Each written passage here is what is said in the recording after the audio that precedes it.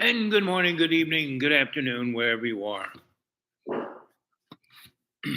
Welcome to Dreamy Dreamland with your Sensei Al Bob.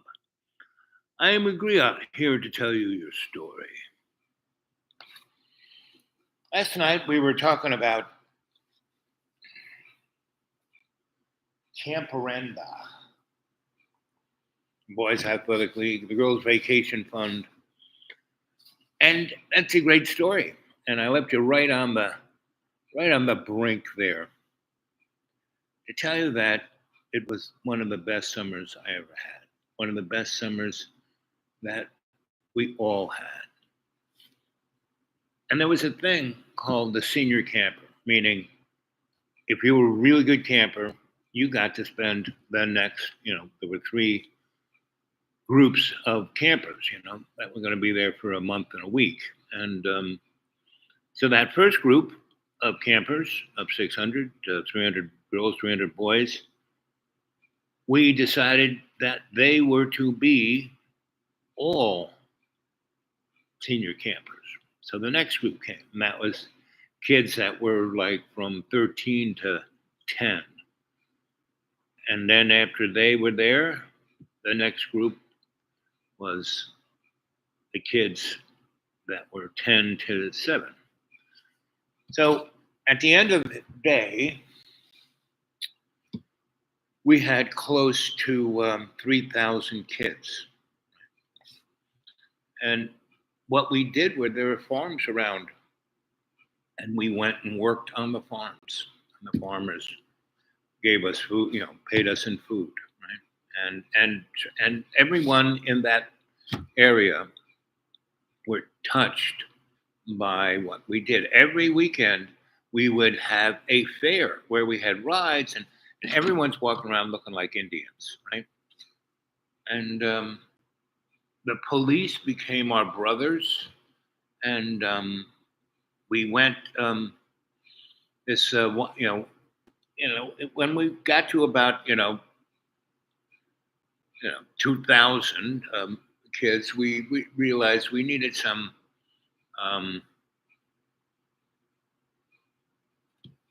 counselors that were black. So we asked some of the older kids, "So, do you got any older brothers?" So we went up into Harlem, we went into Bed-Stuy, we went into Brownsville, and we got all these guys who were like in their 20s, who were like very, very interesting guys, and we came up. So we got about 40 of those guys and gals who were Hispanic and black, and it was quite an interesting summer. And the next summer, we all signed up to do it again. When we showed up, they had this guy who is a retired Marine drill sergeant, and he said, "You think you're going to do it? What you did last year? Run around half naked? What are you?" And we basically said, "Good," and we just all left. The counselors, right, and left him there with the bus to show up with, 1,600 kids, the older version. And they basically ate him alive and took over the camp. And then they started running the camp without us even. And that's how a good story ends, with the best of you being your best, right? Right now, we have this, Donald Trump. He is like the gift that just keeps on giving. He wrote somewhere between 400 and 1,000, presidential executive orders and these other things that are kind of like the same thing.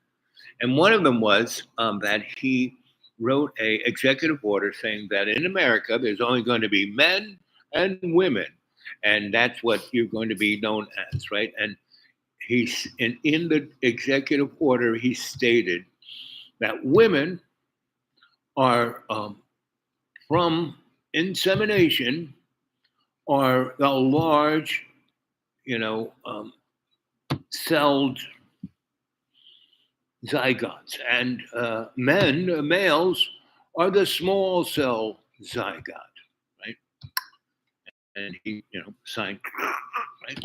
But he didn't do his homework because when the egg is fertilized by the sperm, becomes a zygote, that little guy um, in the womb for the first 6 weeks is a female. So the way that Donald Trump worded legally the executive order, he declared by executive order that everyone in America, born in America, is a woman. Everyone's a woman. I am woman, hear me shout. Anyway,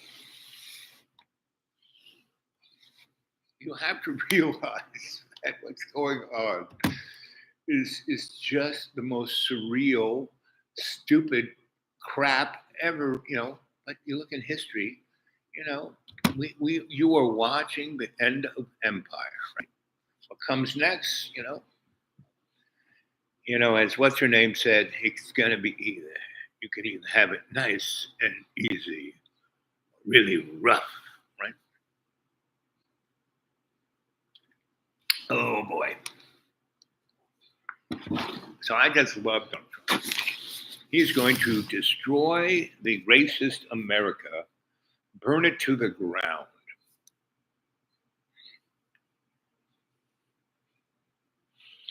YMCA. I mean, that's his theme song, the most gay song in the known universe. YMCA. This is like. Woo.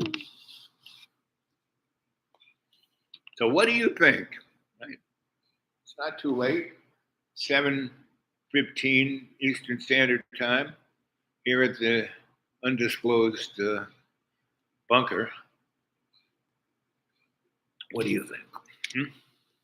YMCA. And if he starts putting, tariffs on, he's going to destroy the economy of the United States. Really, just going to be, and it's going to be like, within weeks of him doing the stupid crap that he's going to do, you're going to go round up, 20 million, illegal immigrants, right, or undocumented, and all the, most of them who've been working and paying taxes,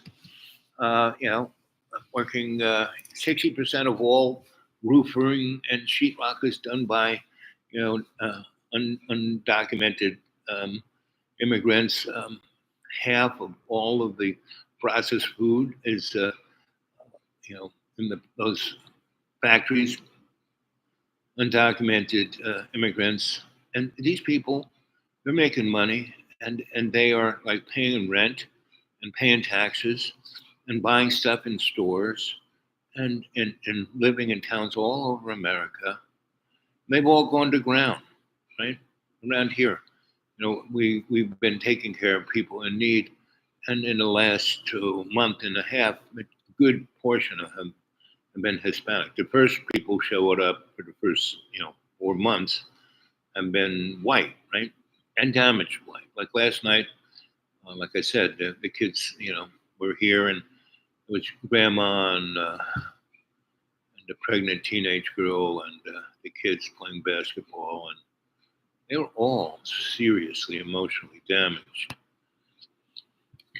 And what is Donnie? YMCA.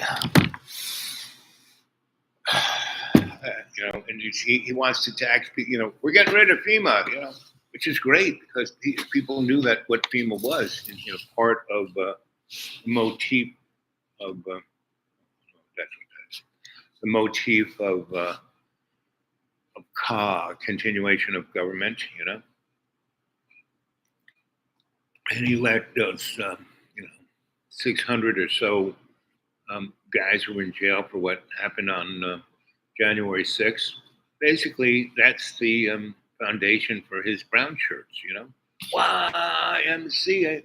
It's like having the SS having their theme song as the YMCA. Really? Good luck with that. It's gonna be fun, kids. And the people who it's going to hurt the worst, most immediately, right in your face, is going to be the mega kids. All the MAGA kids are just they're going to lose their jobs. They're going to be thrown out on the street. Won't have anything to eat. All those people in California the millionaires who lost their millionaire houses, you know, that was their way out. There are a lot of people, it's called insurance fraud, right? So just like, 120,000 rich people's houses that got burned to the ground in Malibu and all those fancy neighborhoods in LA, and not poor people, and they'll get their $20 million for the house, and then they'll come to rural places like this and buy all the property out and throw the mega people out under the bus. YMCA, YMCA, and then those people will get eaten alive by nature. There's going to be some serious. I mean, right around here, there's this thing called the New Madras Fault. So all these morons coming from California, Texas, New Jersey, Florida, moving in here, baby. YMCA. Boop, boop, boop, boop. And everyone's going on and on about global warming. Forget that shit. It's the ice age that's coming, kids. I'd much rather have global warming. You just double down on the sunscreen and wear shorts. When it's minus 400 degrees, you go out there into the cold and you like flash frozen like Mr. Freeze. So YMCA, do YMCA. So there's nobody here talking. Oh, there was 12 minutes and 22 seconds. I stayed up late last night doing that story. And guys, you guys in Hollywood, people who want to have fun novels to read and podcasts, hey, get a hold of it. I need a job. Come on, I'm ready to go back to the entertainment business. YMCA, YMCA. Ooh. Praise Jesus, praise God, praise Jesus, praise God.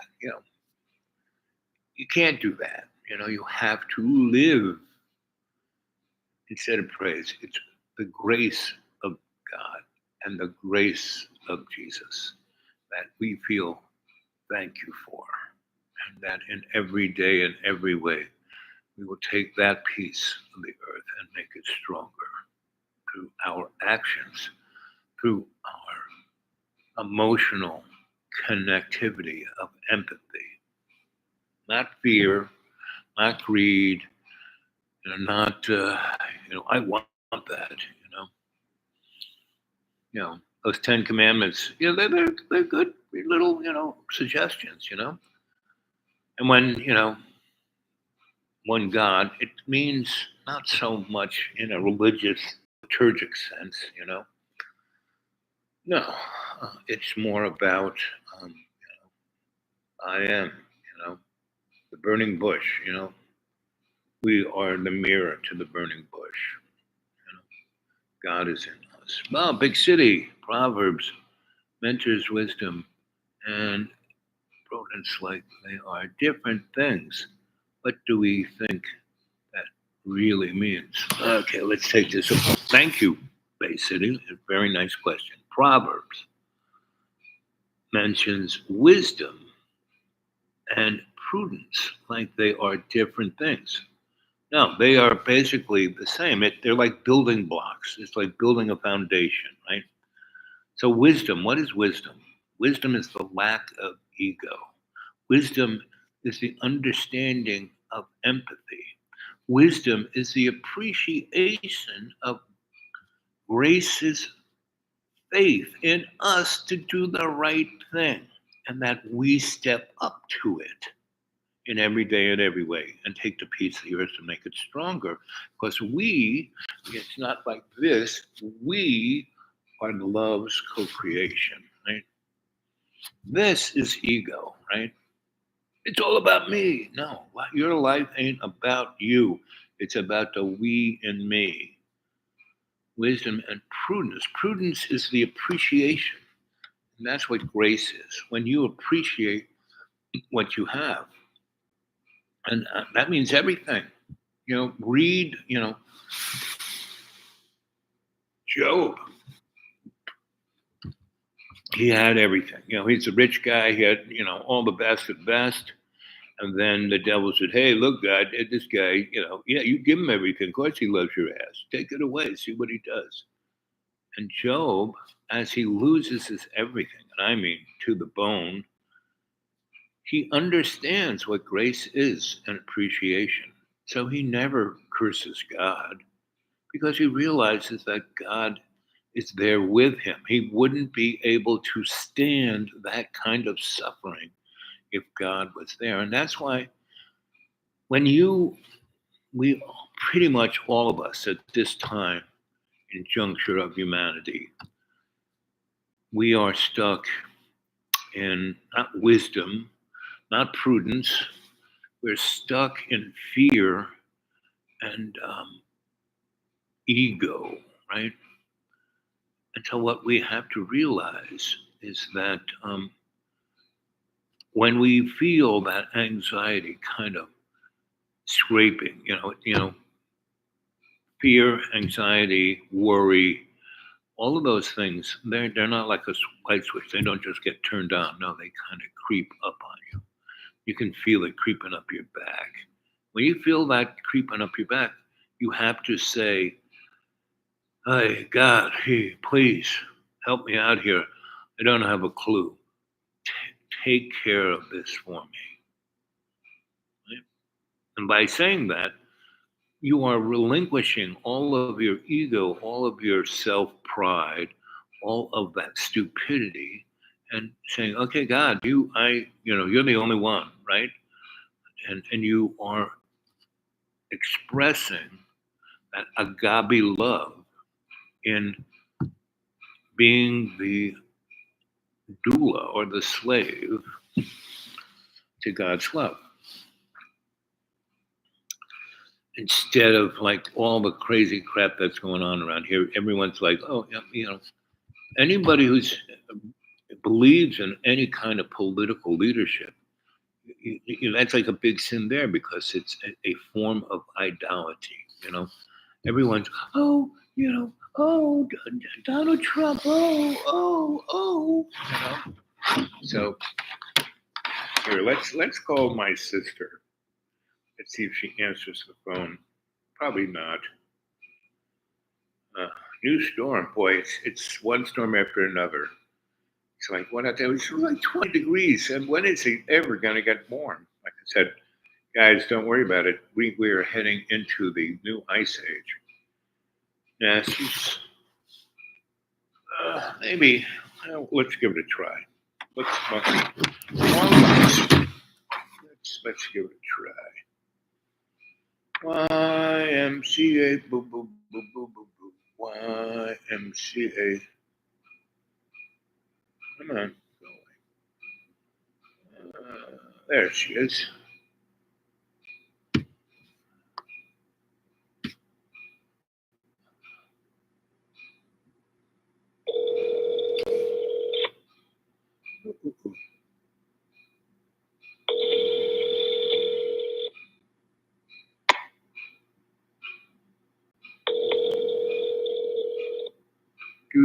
Do.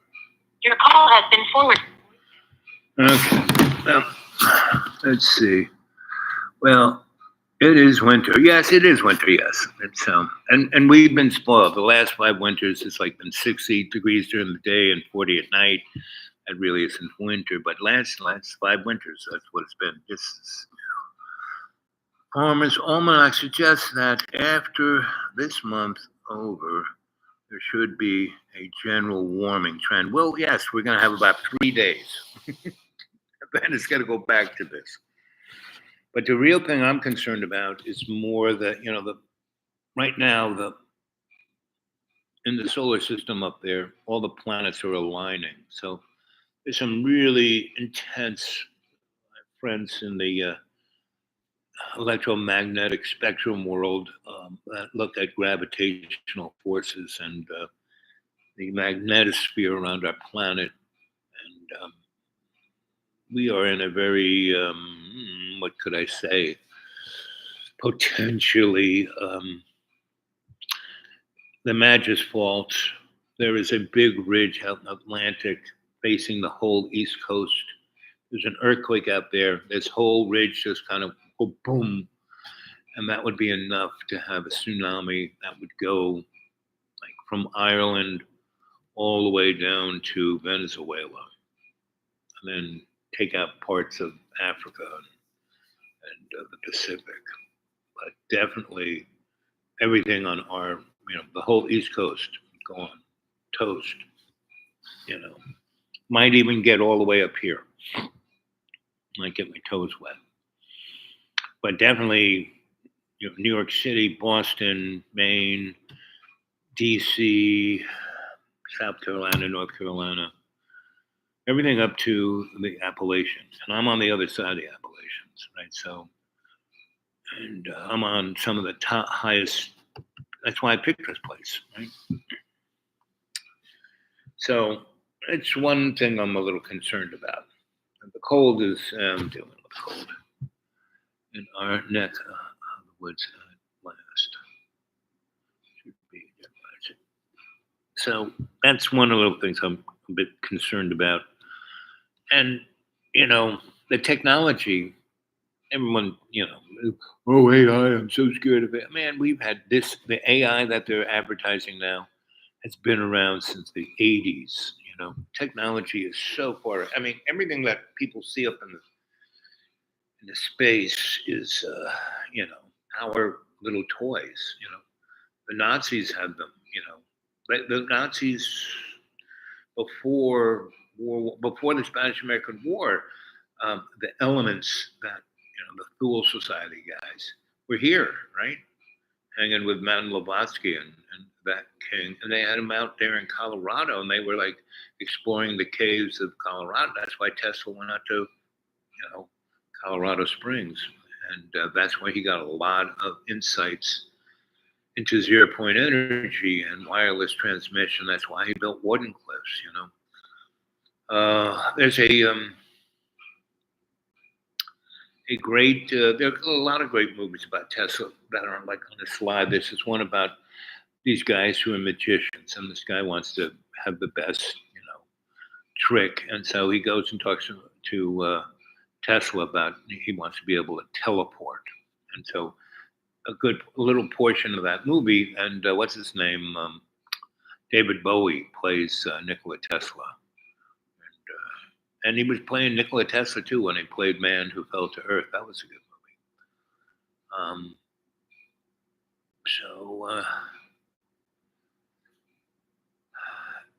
And it doesn't matter. I mean, all the crazy stuff that's going on now.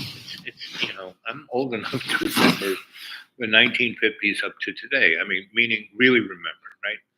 The 1950s weren't, make it the better, good, great times, easy days or happy days or whatever. No, with the, everyone being put on the blacklist and, it was, House Un-American Activities, blah, blah, blah. And we were, CIA was like assassinating and crushing, democratically elected governments. And those guys are Nazis. They all came from Operation Paperclip, It's very, very right in front of your face. You don't have to dig around too much. I mean, that's the beauty of the internet, man. Go on YouTube. YouTube has, a show about everything. Dark Journalist, he does a really good job. He has everyone has their own little prejudice of what's going on. Oh, I know what's going on. Me, I say, don't believe a word I say. I say, I'm a storyteller. Just enjoy the story.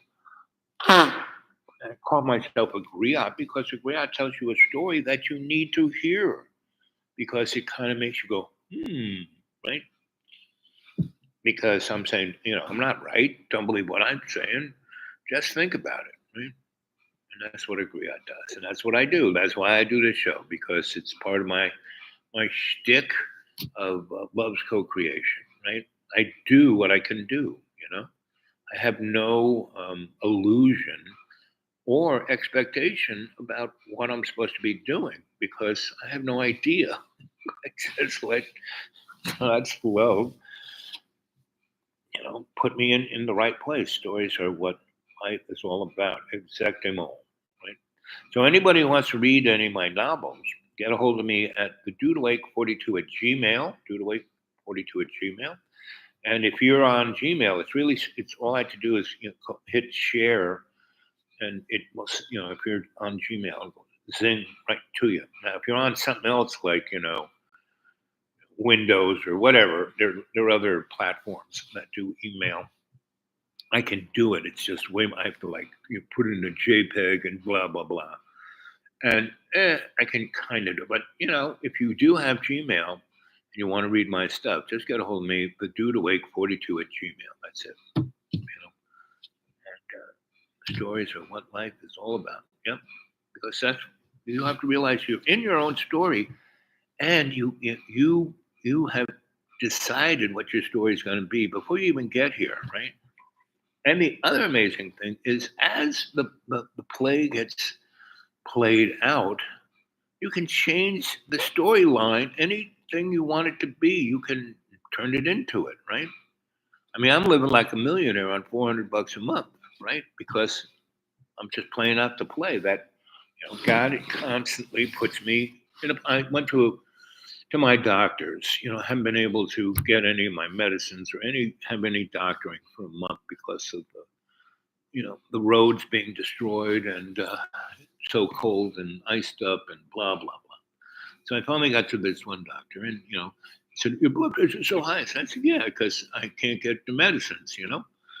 And what's really interesting is that my blood pressure medicine, which is like generic, no one makes anymore because they can't make a profit. Because I get 90 pills for $1.25. It's generic. Now they don't have it. You know. So I'm going to leave it up to God. And whatever. And my blood pressure should be like through the roof. It's only 20 points above where it should be. So it's not like deadly, but it's. But my endocrinologist says, "You're a dead man walking." It's like, and that's why I have pretty good doctors, except for my GP. I had a great GP.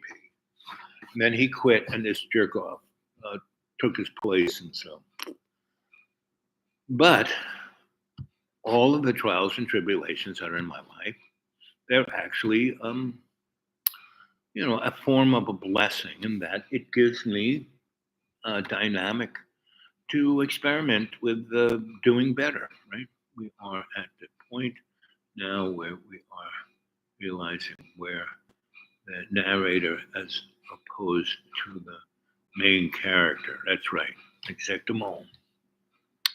And that's what the griot is. He's the narrator, right?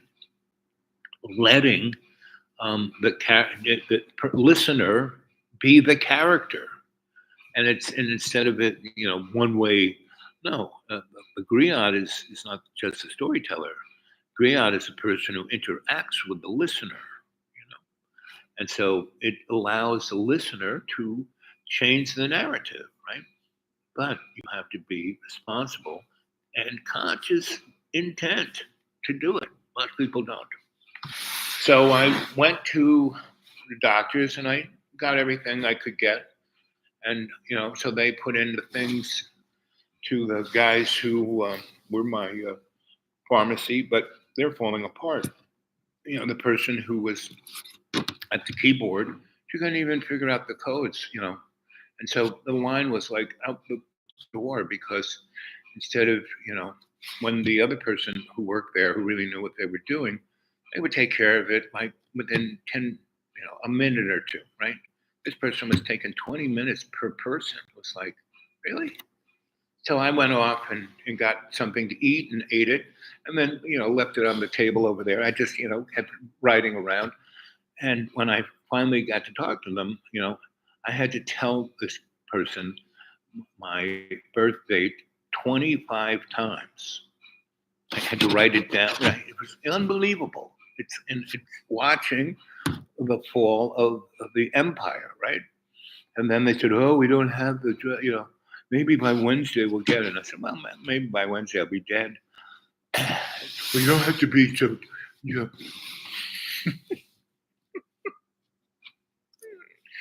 And then I said, "So who's the head person here?" And so they said, "She's the pharmacist." So I said, "Hey." So I said, "So what's your name?" And she goes, "Well, I'm not going to tell you."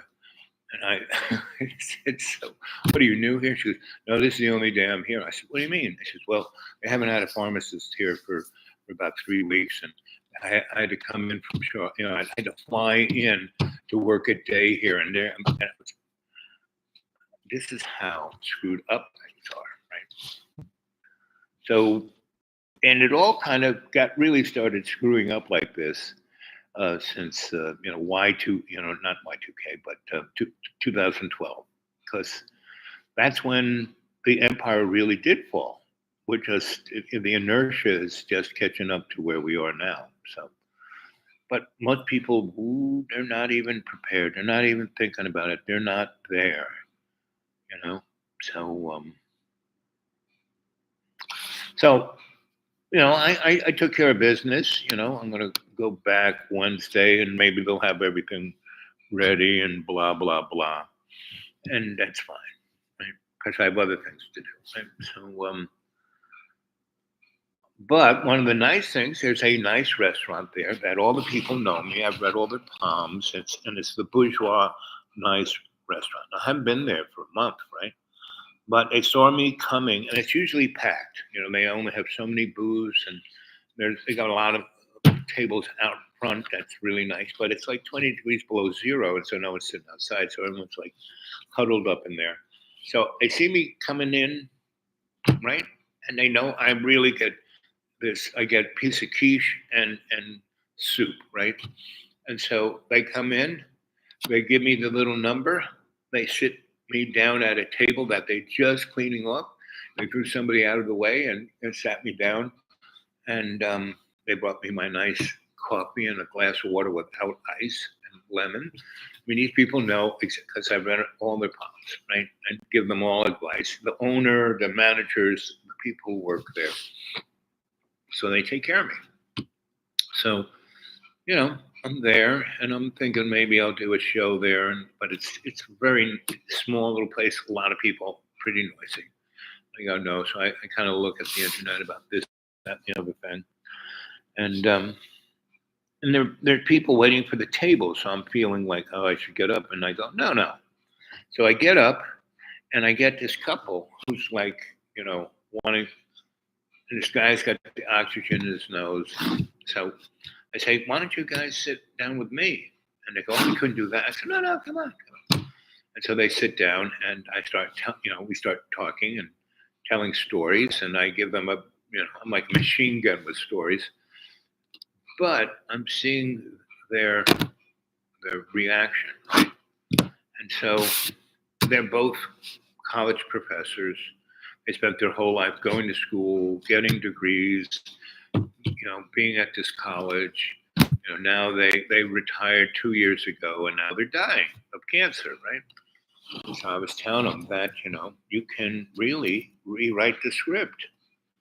And the guy goes, well, I have, blah, blah, blah, kind of, they've already took my liver out and my spleen. I said, oh, well, that's fun, If you don't want any more of that, you can change the script. And he goes, what are you talking about? I said, I read their palms, right? And they were like freaked out by, well, I had just spent, 15, 20 minutes telling them stories and seeing the response. See, that's what I do. When I tell a story, I'm looking at you. It's like, this is like a sonar or radar. I send out the story and I get the reflection. I see what it is, see who you are, how you respond, all of the above. And basically, I said, no, this is how it works, buddy. You're really angst about you've never really published. He goes, I told him I was itinerant scholar for 30 years. He goes, what's that? I said, well, I worked for other entities that did, research and studies and things and did it in universities. And I would be sent as one of the people who would oversee that, right? And all these people who were there working at that college, who were professors and getting a little side money doing these studies, basically, I would just kind of drop in and be, the overseer, and they would kind of get upset because I was not a tenured professor. I wasn't anything. And some people get upset because they go, well, what, and I said, I have more degrees than a thermometer. The only reason I have as many degrees as I have is that when I would go do these things, the people who I work for, who were the people who were paying for it, who were the top of the dog, who people didn't even, like Tavistock Institute, the, Council for Foreign Relations, the Bohemian Clan. I mean, all these, people that have no idea who these guys are. They're not like, on Fox News or MSNBC or, the nightly news at, NP, public TV. Anyway, so they would say, and that's why I had this job, because I could just come in and represent without representing, right? I'd have the authority. So anyway, I would have the little thing from the people who paying the bills saying, this guy, he's our representative. And B, here's his degrees. Here's his curriculum vitae. This is what he's done over the years. And so I had about 10 different degrees where they just like pulled it out of the drawer and said, here, just show them this, right?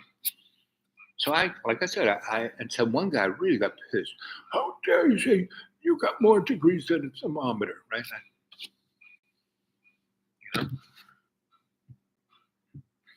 And I enjoyed doing that for 30 years because I had access to information that most people never have access to. I had access to things going on and most people don't even know that it's going on. And I got to know a lot of people who were in a position of knowing things, right? And who were in the same kind of, they didn't have to be a tenured professor, because they were more than a tenured professor. They were a fellow. I was a research fellow, right? I was like, it's like Goodfellows, and that's having a life, right? And my mother used to say, "Well, what are you doing all this crazy stuff? I mean, yeah, it's like you're on a vacation all the time. You don't really have a job." So, well, I'm your only child who doesn't come to you for money. She goes, yeah, well, that's true. I said, I'm the only child that, I've got lots of houses, I got a lot of stuff, but, and I'm not, whining about anything. And she goes, so I remember when she died, she had 50 grand from my older brother who got the family business. He became a millionaire. But a millionaire who's like overextended and always working, he's like, pushing 80 something. And he's still working and worrying and trying to keep the empire afloat, and he's a total Donald Trump guy. He knows what's real. Donald's, I remember him say once that George W. Bush was a brilliant man, Really? Oh, okay. So, and I remember one time he, came to visit, right? And I was always living in abandoned buildings and doing stuff. And I had a really good friend who, I used to have in Carnegie Hall on the back wall of like where the grid is, and the big stage is. That whole wall back there, facing out west, west side, in the park, was about 20 apartments, and below them, they were practice rooms and dance things, right, where people would, practice. But above it, there were places where art, people. So at the tippy top where the grid was, there was a more than it was a big loft. Let's say not quite. These other things were really nice apartments. Apartments. This thing was, a 2,200 square foot space that had these big doors that went out to the grid, and it was a gigantic big, um, you know, elevator that would bring stuff up, so you could, move things onto the grid up there when you were going to fly scenery and stuff. Anyway, so I was the ME at that place, and so they said, you can, we never use that. You want that? You can have that. And it was great because it had big windows that faced, 8th Avenue and the park and the view into the Hudson. And you could see the George Washington Bridge because I was at the tippy top. And I had my own elevator, The other guys in the apartments, they had to walk up. I had a gigantic service elevator. Anyway, so I had always had places like that. When my brother was young, he was like always, and I could walk into any disco and all that kind of stuff. So he kind of knew the life I led. And he last time before he moved to North Carolina, I'm coming to New York. Let's have lunch. I said, fine, let's go to the Oak Room, right? So I'm sitting at the bar. And the place was just packed, right, with businessmen and people in suits, and it's just like wearing shorts and a T-shirt, and he showed up. I said, "You want a drink?" He said, "I'm starving, but we don't have a table." And I kind of said to the barkeep, I said, "Okay, George, where's our?" He said, "Oh, your table's right here. We're saving it for you," and it was right over there, and it had one of those nice little, it was like a mini dining room. The Oak Room has these alcoves. And they had, I said, I'm going to have lunch with my bro. And so they said, fine. And they had it waiting, right? And stuff like that. My brother used to really enjoy that. But he was, envious, right? And as I got older and older and older, his envy, he stopped sharing the fun that we used to have. And my sisters, why do you even talk to him? I talk to them all. And my brother, he doesn't, I have to leave him messages, I leave text messages, I leave him voice messages. I know he listens to them, but he never answers them. And that's so sad because he's kind of miserable, right? And he's like on his 7th wife, right? And the problem, I've had many wives, but instead of splitting and hating them after I split with them, no. I had great lives with my wives, right? And we only went our way because that was it. We did all this stuff together, and we had grown to a point where they wanted to go over and do this. So that, instead of me being, no, you can't, no, baby, I love you. I want you to be happy. Go on. So I have all these women in my life that are my friends, right? I was intimate and had amazing lives with them, and they're still there, and I still have these great relationships, and some of them actually send me money, right? Which you could too. I have a PayPal. No, people stopped sending me money to PayPal, and I stopped caring. So, but I would love to hear from you at the dudeawake42@gmail, and I'll send you my novel. So I write a lot because I enjoy writing. I don't expect to become the next great, whatever. And I have friends in publishing, and I've said that to them, and they said, Al, this is like James Joyce on acid. It's like, it's great. I love it, but it's sellable. I don't think so. The average person want to read this? I don't know. And so, but I just keep writing this stuff because I enjoy writing, right? And I enjoy people reading it and then giving me feedback. I look forward to hearing from anybody who wants to read the stuff and get a hold of me on my email, thedudeawake42@gmail. So this couple, they were really nice. We had really, once I told this guy, I said, listen, all you have to do is change the script. And he goes, what? I said, ask God, say, God, listen, I don't have a clue. I do this 20 times a day. Say, God, I don't have a clue. I need a hand with this. Just take the wheel. Always works out. That's why I'm still alive, So anyway, and I don't get upset that, I may be joke around with people, when the person was like, obviously they were all, they had this level of incompetency within the structure of the people working there, and then the other people who they brought in who were semi-competent were stressed beyond belief.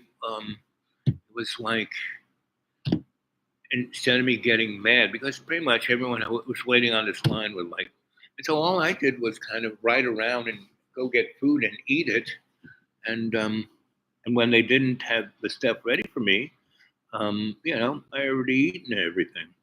What I did do is kind of a little, all the wrappers. I took the wrappers to the thing. I said, "Here, I ate this stuff. What do I owe you?" And the woman who was, the manager, she goes, "I saw you doing that, And everyone else got mad and was screaming at everybody, and you just went around and got stuff, donuts and this and that to eat." And she goes, "It's on my house." I said, "Oh, thank you very much." She goes, "Because you weren't honest. You came over with all the wrappers and were ready to buy this stuff. And what is the big idea? What is the big idea? You tell me, Swami, what's the big idea? You're the Swami. What's the big idea? You want to know the big idea, Swami? I'll tell you the big idea. The big idea is love is all there is. I keep putting it on. I give a title to these shows, and then on the other one, like the description. In every description is love is all there is, right? So that's the big idea. What do you think of that, Swami?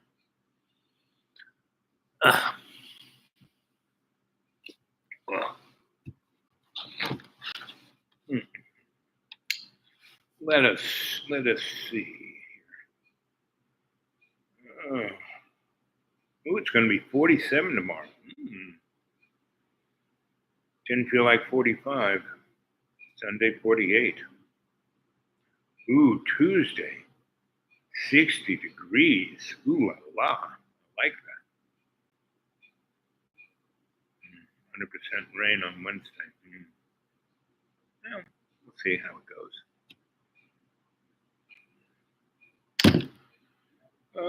Ba-da-ba-ba.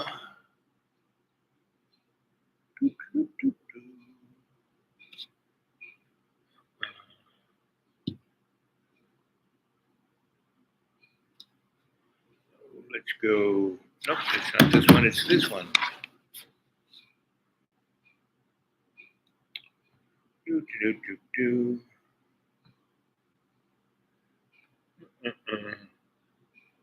I'm going to bring it. I think I'm going to try. See, Swami, I can buy that love in Kula for $20. Is that love? No, I'm sorry, buddy. That's not love. That's sex, which is fine. That's sex is a organic, mechanical excitation. Where is the D, boy? Here we go. Let's see. Whoops! No, not that. Go back. Here we go. Cannot be completed as done. Okay.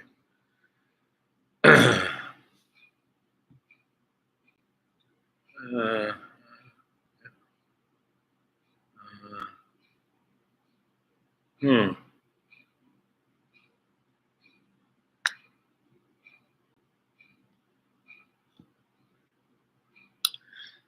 See, my new phone rejiggered everything.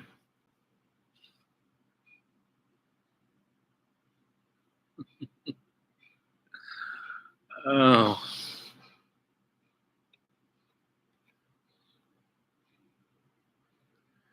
Uh,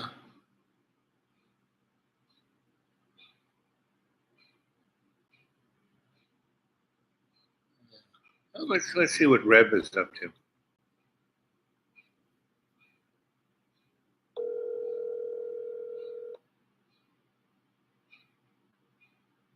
This guy's a saint.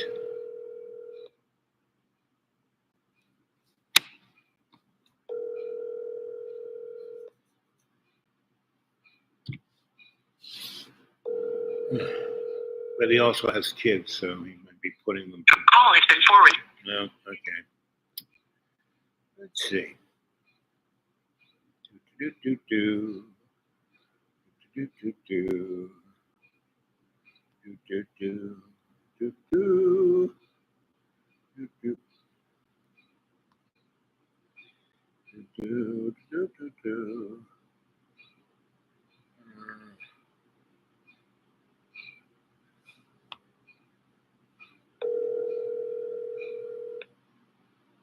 Do do do. This guy is a great musician and an amazing humorist.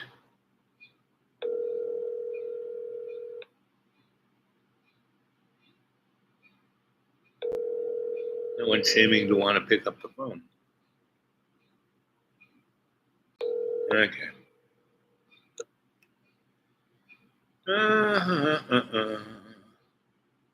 Okay. I think this is our boy.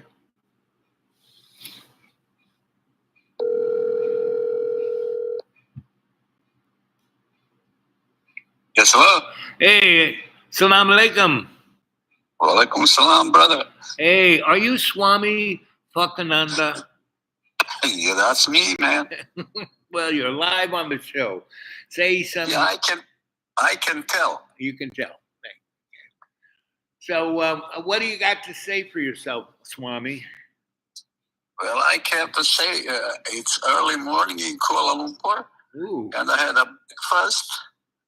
And what else, man? It's a beautiful day here. attaboy. I'm sure it's a lot warmer than the 8 degrees where I'm at. 10 times warmer. Exactly. Well, that's this guy. He is always in the right place at the right time. So it's 8 degrees by you? Yep, Well, okay. All right. I'm in the undisclosed bunker. Oh, you are on undisclosed location? Yep. Mm-hmm. So they are after you? No, it's just warmer than the deep. I can't get in. Those morons that I share the road with. You know, when it snows and it's really cold, everyone should go up the same. You know, what the first car makes lines. These clowns rode all over the road, so it smushed everything. So it then got really cold, and it's like a gigantic iceberg. Well, since you're in undisclosed location, I got thinking in Albania during the Enver Hoxha time. Yeah. After World War II, Yeah. they had 2 million bunkers. Yeah. At the time, they only had 2 million people. And the running joke was, once you get married and you get kids, you build a bunker. The military comes by, they drop a bomb. You have to be in the bunker. If it survives, it's a good bunker. If it doesn't, tough luck, baby. Yeah, you're right. It's a bad bunker. So, huh? It's a bad bunker. So anyhow, I went hiking one day in the woods, Yep. and every real turn there was a bunker, man. It was like wild mushrooms. I am not joking you. Around Tirana, the capital city, Yep. if you walk around those mountains, bunkers are everywhere. I mean, serious. They were everywhere, man. And I would So it was assume funny. they're still there, probably, right? Yes. Yeah. Okay. He was a paranoid dude, so bunkers was his thing. Yes. So I thought maybe you are one of those dudes that you built a bunker for yourself. No. I'm just staying in the non-disclosed location. You are incognito. You are hiding, man. No. You know where it is. You know the place I took you to, where the chili cook-off was. I know, man. I'm just messing with you. I know, okay. I'm just messing with you. But yes, so it's warm. You know, we have like a Russian. We have steam heat. You know, not even hot water heat. We have steam like all the Russians would have. You know, it's like that kind of. Yeah, I had this when I was growing up. We had a steam heat. Yeah. That's like, it's great. It's you know the best, except when it blows up. You know, it's like a bad bunker. Right? So anyhow, talk to me about yourself. Never mind the stories. Tell me, how are you doing? Oh, I'm doing pretty good. I mean, it's truly amazing. Donald Trump is the gift that keeps giving. So you know, he signed all of these executive orders. Like in 2 days, he made more executive orders than all the other presidents put together since Harry Truman, right? And so you know, if you have that many executive orders, they have really stupid people writing them, right? So he had this one thing ordering that in America, there are only men and women.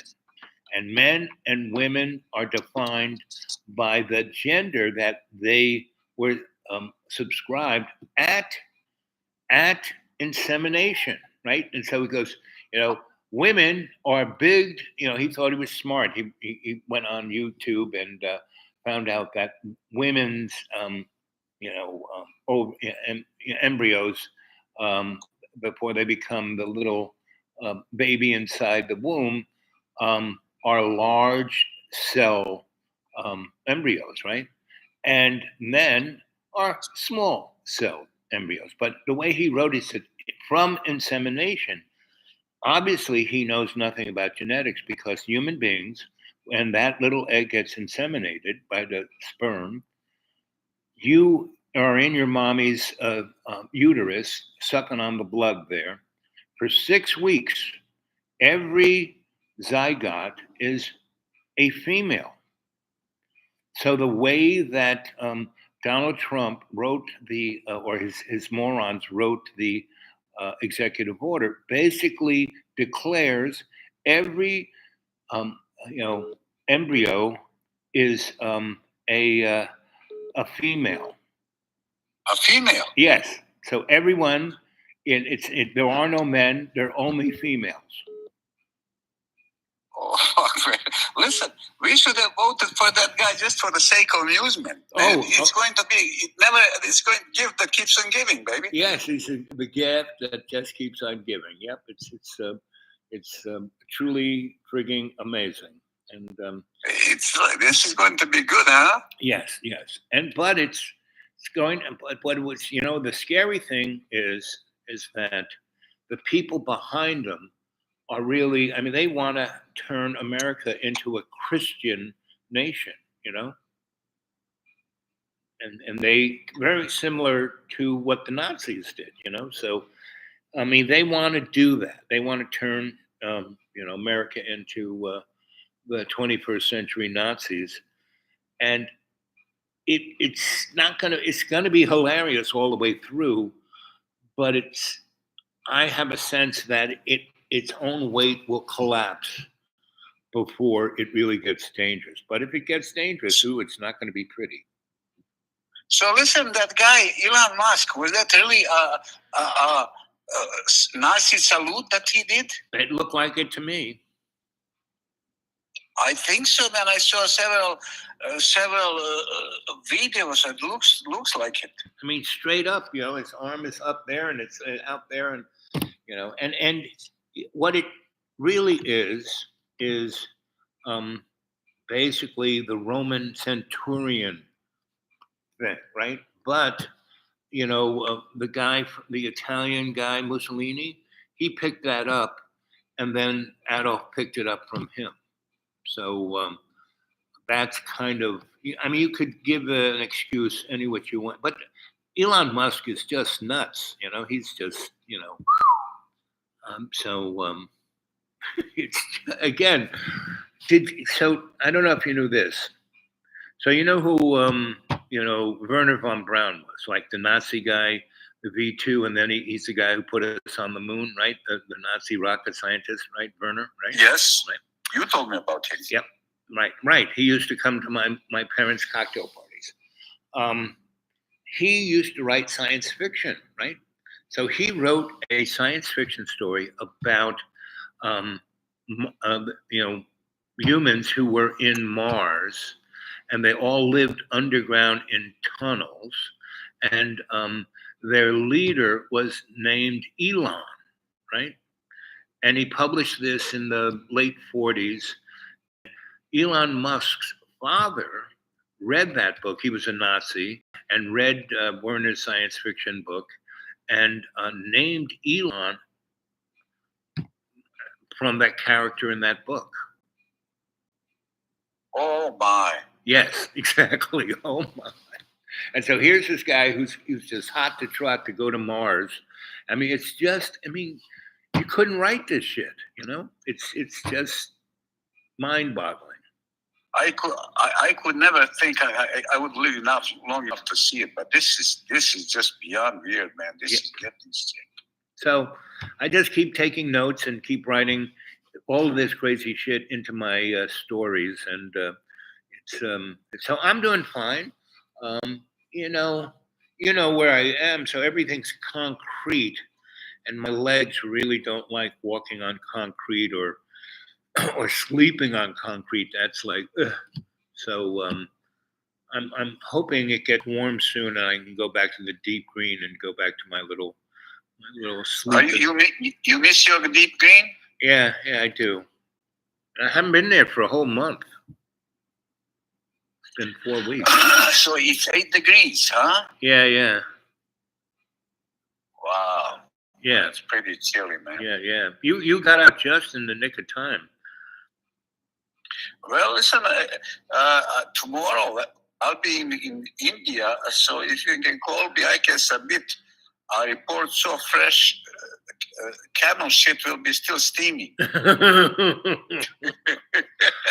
So how long have you been where you are now?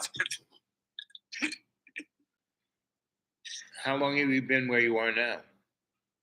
3 days. So, this is the best youth hostel I've ever seen. Oh, that's good.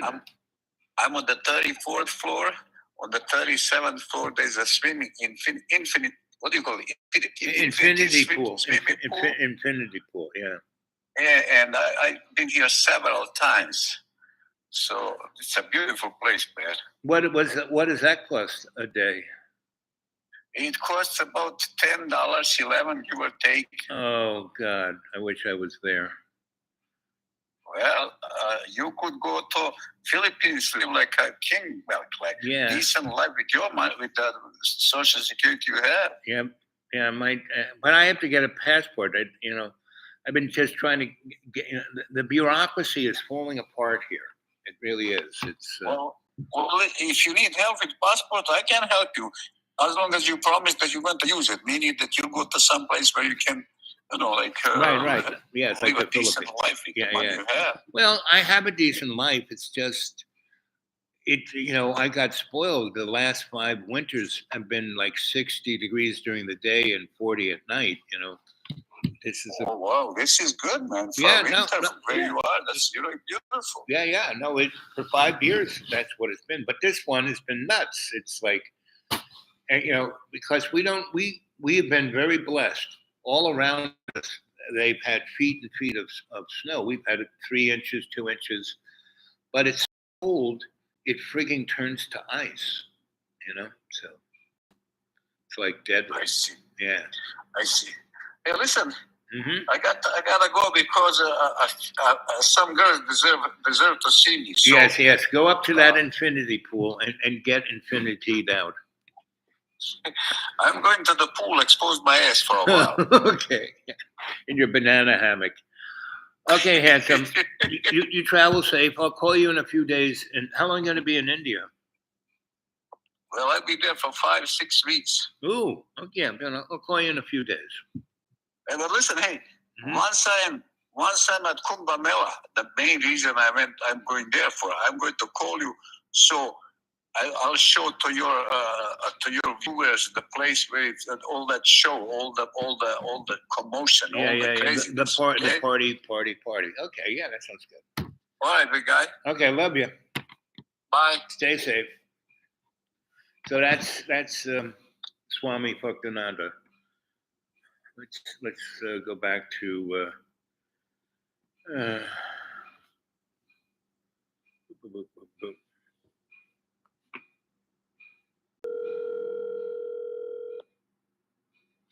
Talk to Rev called in the middle of a conversation. If I could figure out how to put both of them Hey, together. Al, what's going on? Oh, you're live on the show. You're my guest here. I had another guest on. I had Swami Bhaktananda, and he was in India at a gigantic, 5 million people rave. So, and he was floating in the 32nd story infinity pool. Okay. So anyway, how's your life, kid? Living the dream. Living the dream. So how much snow did you get? We got sleet Oh, and a little dusting of snow. I mean, Oh, it's good. been more of an ice storm than anything else, but Right. pretty much a shock for the good people of South Carolina Yeah, who just do not know what to do with the snowflake. no. Or ice. I'm sure they might be horrified by that. My kids were out of school for 3 days. They were overjoyed. Yeah. Good. Anyway, so what are you studying now? What's is this your last semester? I'm working on World War I and World War II history, Ooh. the history of Mexico. We've been looking at the Aztecs and the slave trade, which is extremely interesting and very disturbing. Yeah, especially how it was like a mirrored image of imperialism, and that we are now the slaves. And what was the slave trade? That's us today. It's an ancient institution, Yeah, and it's pretty bad, and it's still going on. yeah, it's still going on. Yeah. Absolutely horrible. So, what do you think the emotional dynamic of? I mean, how can people actually do that? I mean, I could never physically do that. Well, it depends on the mindset of the captors. So their motive is profit. They dehumanize people. They are trapping them. They could care less. But don't they understand that they are, when they do that, they're harming themselves? It's like, when your parents were going to spank you, it's going to hurt me more than it's going to you. I mean, it is actually doing more damage to the slave than the slave. It damages everyone. Yeah. Yes. But the slave kind of knows he's a slave. There is, the one thing about the slave is the slave is not kidding himself. He knows what's going on. Well, what is really fascinating is during the 1930s, there was a Federal Writers Project, and they sent teams out into the South Mhm. and across the country, and they were making recordings and writing down the experiences of those who had been in bondage. Mhm. And some of these people were, over 100 years old, and Mhm. their stories are absolutely fascinating. I mean, they're disturbing as heck, but the triumph of the human spirit, what people went through, Mhm. how people sought to educate themselves and free themselves, Mhm. and the resistance. And I've been looking at some of these narratives, and they're just very inspiring. The triumph of the human spirit. I mean, these people came out of nothing and survived it, and that's pretty impressive. And it's pretty amazing how every time something oppressive was oppressed on them, they turned it around to benefacting themselves. Like Jim Crow turned the black community into the seventh largest economy in the world in the 60s. Well, you win the Civil War and you lose the peace, Mhm. and people suffer under Jim Crow for 100 years. Yep. And, we're looking right now at the release of the killings of the Kennedys and MLK. Yep. And it's just coming to light now. Yeah. I mean, that's extremely disturbing, but it needs to be done. Right. But 100 years under the thumb of Jim Crow, just horrible. And, King had such courage. Oh, he was an And amazing guy. And I know for King Day, I would talk to people and go, it was a long, hard fight, but they won. Yeah. They did it. And Sure did. And it was like not just the eye on the prize. They built a dynamic, a spirit that is untouched by anybody else. Like the white, we're number one. No, forget about it, kids. It's like that's what I'm saying. The slaver, the person of the oppressor, the guys who want to go back to the, make America great again. They want to go back to that motif. They don't realize that they are going to be whacked first. I mean, all of these presidential orders. That one that he made about defining what's a man and a woman, and that there's not going to be any LGBTQ anything, and we're going to take all those rights away, and blah blah blah. And whoever wrote it was so nuts because it said from insemination, that's your gender, right? And the real interesting thing is that when the egg is fertilized, the gender of that little zygote doesn't get defined until 6 weeks later when the hormones get dropped down, and that's when you're either a guy or a girl. But in the law he wrote, it said from insemination. So that means that everyone in America is a woman. Well, sea turtles, it depends on the temperature. But I mean, these guys are... Yeah, everyone has an opinion. Yes. I mean, there can be cycles, things going left and right. But, things have just gotten so crazy. I mean, it's, who uses a restroom? When it gets to that point, it's just gone a little too far. Right. Beyond a little too far. I like the restaurants that everyone can use. You're the only guy in there. You lock the door. You do your business. Come out, and the next person goes in. That's. I think that works very nicely. Yeah. So. Well, hey, how are things in your neck of the woods? How are people faring after that incredible, unnatural disturbance, that hurricane and those torrential rains? Oh, everyone is suffering PTSD, and it's really. So I'm not at the deep green. I can't get in there. My road is all frozen up, and it's been frozen up for 4 months. So I'm in the the non-disclosed center here. And what the event did was to bring up to the surface everyone's trauma. Because all the people here are basically dirt poor and have always been dirt poor. And every time they figure out how to live their culture and do okay, like back in the 70s, the people around here were truck farmers and they were doing pretty good. They were making about 20 grand a year. And that's like, $100,000. And then, Monsanto came in and turned it into a monoculture.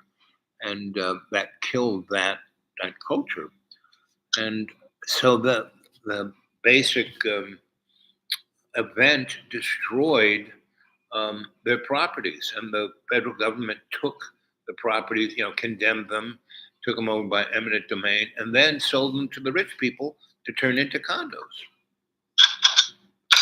And that's the American way. Yeah, it's the American way, and all those people who lost their houses in the rich guys who lost their houses in Florida, they're going to take all that insurance money and come here and buy these condos.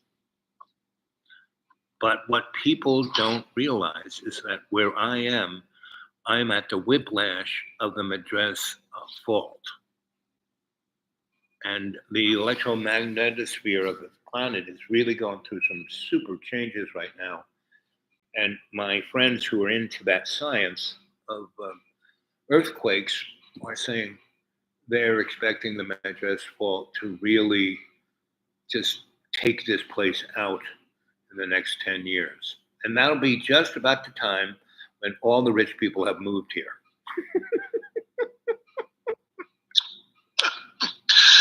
How about that? Yeah, how about that? So that's the kind of stuff I'm seeing. But last night, the board of our little thing, and the best thing about our place is that it really is a community. But there are people who think they're the board and they're running it, blah, blah, blah. And they're not really doing that. And so, because this thing really is, God is running it. You know, they're all churchy people, but they think they're in charge. But so the kids were here and playing basketball and stuff. And so I was just, and they kept throwing where I was staying, they kept throwing the basketball at the door, and I kept waking me up. So I got up and said, "So what are you playing? You're not playing basketball." So I started making them run suicides and run lane drills, and because their coach hadn't showed up. And then I got them on the line, and I got them to shoot, and to really understand how to get the ball from your hand into the basket. And they were doing pretty good. And then the coach showed up, and he like freaked. "What are you doing?" I said, "You weren't here." They kept waking me up, so I thought I'd at least, spend some quality time. Anyway, so they were doing that. And all of these kids were taken care of by their grandmas, who they looked like they were 110 years old, and they were like in their 50s, right? And they were all like strung out on alcohol or drugs or whatever, and their daughters were either dead or in jail. I mean, it was every single one of them. There were about 10. And so I put them in a circle, and I got everyone to talk about how they're feeling. And they were all, as soon as I cracked the egg of their emotions, they all started wailing, just, crying, and just, and I'd listen to them and say, "Well, the best thing you can do, you are," I read their palms and said, "You aren't really being oppressed by your situation. You are oppressing yourself by letting the situation get in your way." Just like you were talking about the black folk, no matter how oppressed they were, they rose above it. Sure did. Right. So I'm saying you need to do the same thing. And I brought in the black vote. So how did the black vote do that? They did it because they had two things going for them: a sensibility of a higher purpose, and that they had a community and a culture. Now you've given up all of that for chump change, for fast, for microwaves and big screen TVs. This is why you're miserable. And so we had a big long talk about it. It was like 8 o'clock when we started, and it was midnight when they went home. Well, they needed to be heard. Yep. So, anyway. So you have the Appalachian All-Stars. Yeah, exactly. Those kids are just because the coach has not a clue, right? And so he's just screaming at them and not really having them do anything. It was just, it was really, after, I had him, like I said, doing suicides and lane drills and shooting from the line. They, "What are you doing?" And I said, hey, you weren't here. They were just screwing around. So I tried to put them, get them to do something. And so go, have fun. Bye. See you. Then the ladies were sitting up there and they just were like zombies. So I said, "Oh, so girls, what's going on?" And so that's this whole place. Everyone is in that situation, whether they got a lot of money or they don't have any money. Well, if you don't have anybody, what is money? Right, exactly. It's not going to do you any good. Yeah, it's been cold down here. People have been pulling together. I saw one snowplow yesterday throwing some salt out there to keep some body shops in business, I guess. But Well, It's been really quiet, and the kids had just a ball in the snow. It was a lot of fun to watch them. yeah. When you were a kid, like when I was a kid in Long Island, we had winters. We'd have a foot or two of snow every other week, and we had a place where the water kind of came down. There was a little pond, and we would ice skate there all the frigging time, right? And, I learned how to play hockey and skate, and I liked it, except my feet would always get cold, and then I would no, I don't like this. So my feet have always been really, really sensitive. So how's your body doing? For an old guy, Yeah, yeah, right. We're both in that. We're both in that. walking wounded. I'm okay. You know, Yeah. nothing great. I just say fair. You know, So but I'm alive and I'm great. I went to my doctor. I hadn't been to see him because I hadn't been able to get to that side. You know, instead of a 18-mile trip, it's a 16-mile trip because the highway's been destroyed and they haven't even started trying to fix it. So I went and my blood pressure was like not really terrible, but I haven't had any of my medicines for a month, and my blood sugar is not that bad. It's about 140, which is not bad, and normally it's more like 110. Anyway, they were like, "Oh my God!" So they called up the pharmacy, and I went there, and all my medicines are generic, and no one's making generic medicines anymore. Well, everything's made in China. So, no, but I mean, I know. yeah, Even the generics. I understand that. because they're not making any profit on them. I could get 90 of those pills for $1.50, $1.50, and so I went there, and the pharmacy, the guy who was the pharmacist who's always there, who really knew what he was doing, gone. The people who worked there, who were could do something, gone. So there were people. So there was a line outside the door because this girl who was like, she couldn't even put your birth date into the computer. It took her like 20 minutes to handle each person. It was unbelievable. So I'm just Yeah, watching. that's really sad, Al. I'm just watching the whole bureaucratic system of healthcare just falling apart, and now all the other things are falling apart. I went to get my driver's license, and they used to spit it out right there, and they said, "Oh no, we have to mail it to you now." And so it's been a month and a half, but I haven't got it yet. Well, it takes a while to draw all the stamps. Right. You got to save on postage, But I'll tell you, we get our little guy. I got to get him ready for bed. Okay. But hey, it's great hearing you. Yep. And, Yep. Thanks for sharing it. Thanks for encouraging and mentoring these young people. They need humor, they need guidance, they need love. Yeah, they need love. Everyone is so desperate and fearful, and there's nothing to be scared of. That's Well, if you don't have anyone who cares about you, who could show you the way and shed some light on your situation, it can be pretty dark. Yeah, it is. That's the problem right there. There's no real community. There are all these churches, but they really don't help. They don't even help the people in their church. Well, just remember, Jesus is a pattern, Christ is the power. Right, exactly. And I keep saying that, and anyway, we won't go there.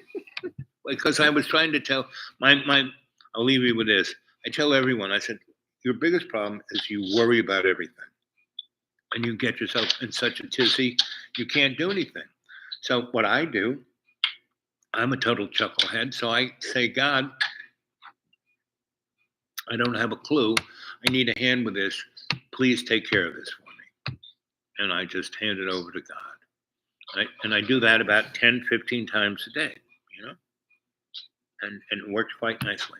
That's why I'm still alive, I could be totally skitzed out that I haven't been able to see my doctor and I haven't been able to get my medicines and all that kind of crap. But no, I just say, God, take care of it for me. Well, this is a very powerful affirmation. It's 3 words, which come in really handy. You know, when the heat's on, you need help, Mm-hmm.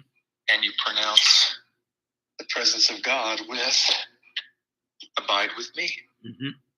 Those 3 words will get you through anything. And what are those 3 words again?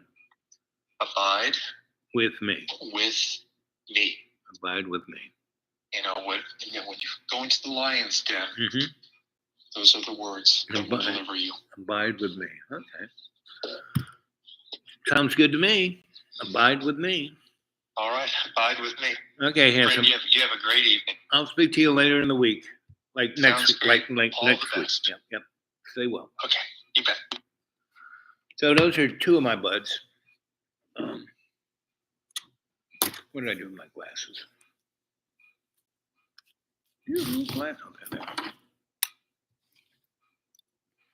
What are you guys saying? Man? I say, hey, yes, y'all. Hey, everybody. Let's see. Boop, boop, boop, boop, boop. Boop, boop, boop, boop. Swami, Jane. Jim Crow, the last 58 years.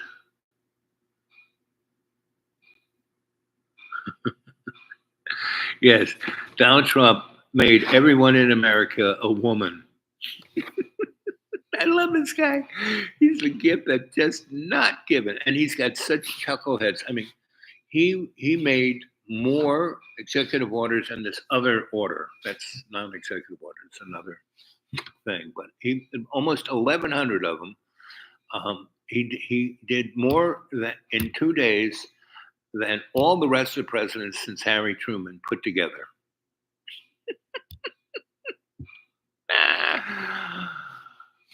I just love it. You know, it's going to be. I love it when he's trying to also make America Christian, right? Born again kind of. Everyone's going to have to be born again. You know, you're going to have to. You know, if you're Muslim, Jewish, or you can't be Methodist. You got to be born again Baptist. You know. And it's going to be any of you, Jane Fish. Did you ever read *Handmaid's Tale* or see the movie? That's where we're heading, and it's not going to last too much longer because Donald Trump, when he says you're never going to have to vote again, he's right. He's the last president. This is go watch Next Generation Star Trek. The first episode when they show us, John Luke and everybody, right? That first episode. And they go to Firepoint, right? And it's right on the edge of the unknown territories. And that's where they meet Q, right? And Q shows them what they were like, where we are right now. And Roddenberry did a great job. And so we are heading towards, going to be,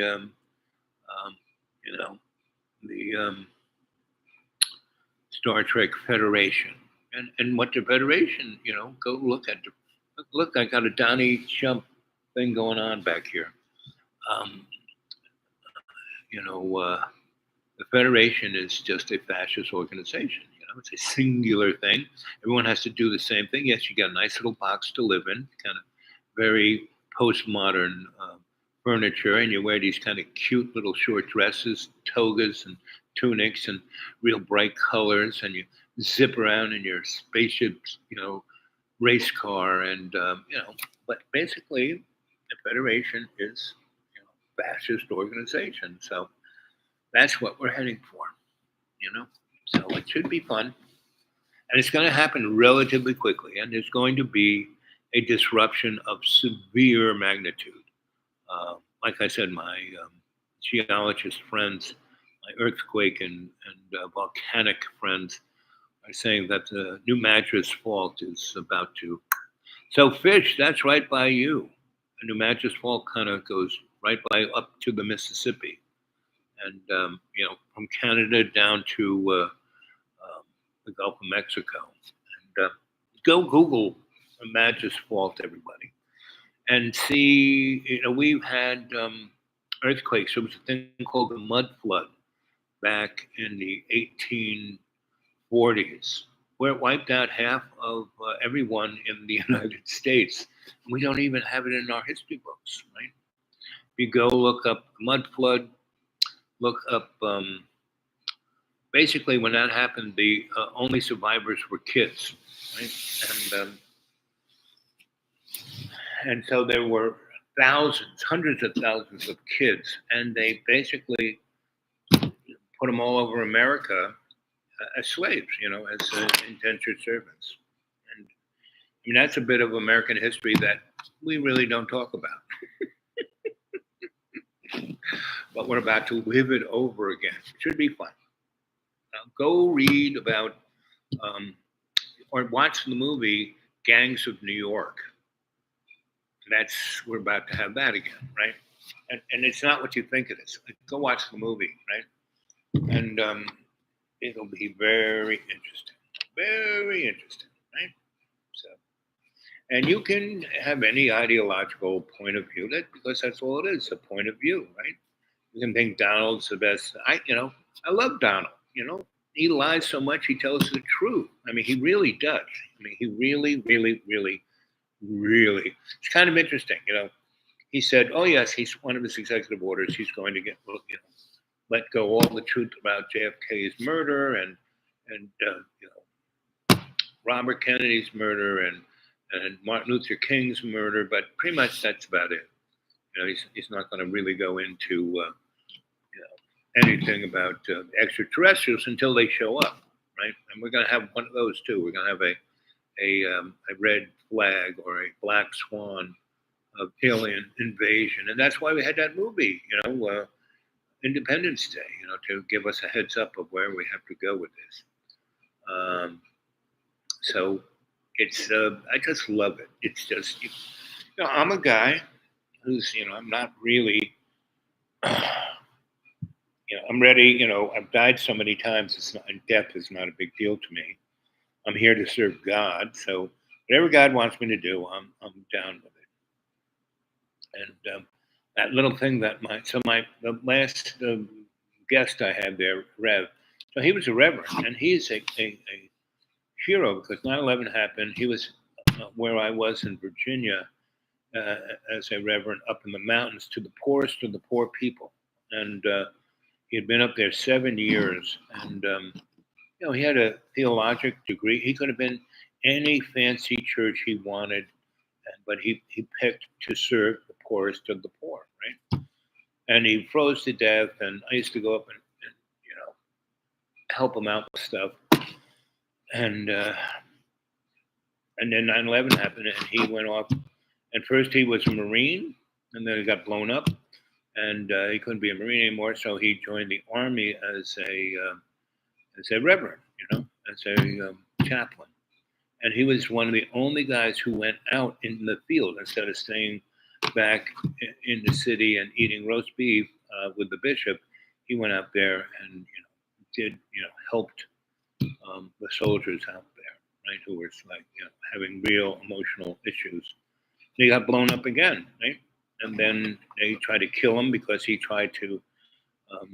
He's a really good writer, so he was trying to tell the American public what was going on to the American soldiers, not just the craziness of the war, but how they were being abused and so So anyway, so I've known him a good 20, 30 years, 25 years, and he's got a great sense of humor. He's really well educated. He's like me. He just keeps staying in school. As long as somebody's paying him to go to school, he keeps going. And he's a really good writer. He's a great historical writer. So he's been writing a lot. You heard what he's writing about. So World War I, World War II, the slavery, he's a really good researcher. And so we both have that in our bailiwicks, right? And so that's why we get along. But he, found a wife and had a kid, and he's, and he's living where his mom is, and he's taking care of her, and he, slid into a good place, and it's nice, and the kid's having a great time, and he's being a dad and being a scholar and a professor and all of that. So, and he's writing, and so we talk all the time, And when we have our best talks is when everyone's asleep, like after 11 o'clock. Because he's kind of he never sleeps, you know. And so anyway, you got a little flavor of the show. You met the Swami. You know, he's out there having a good time. He is what he does. He travels all the time, and he makes travel videos. That's his gig. And so he's got more miles. I mean, he doesn't even have to pay for airplane tickets anymore. And because he makes these videos, they put him up anywhere, you know. He does stay in the fancy of the fancies, but he basically travels like we did as kids, you know, when I first met him in Yugoslavia, right? You know, just with a pack on our back, and that's where he's from. And so, don't let thing get stuck. Get back up. Maybe I have to put my hat on. Keep my hair. Okay. There we go.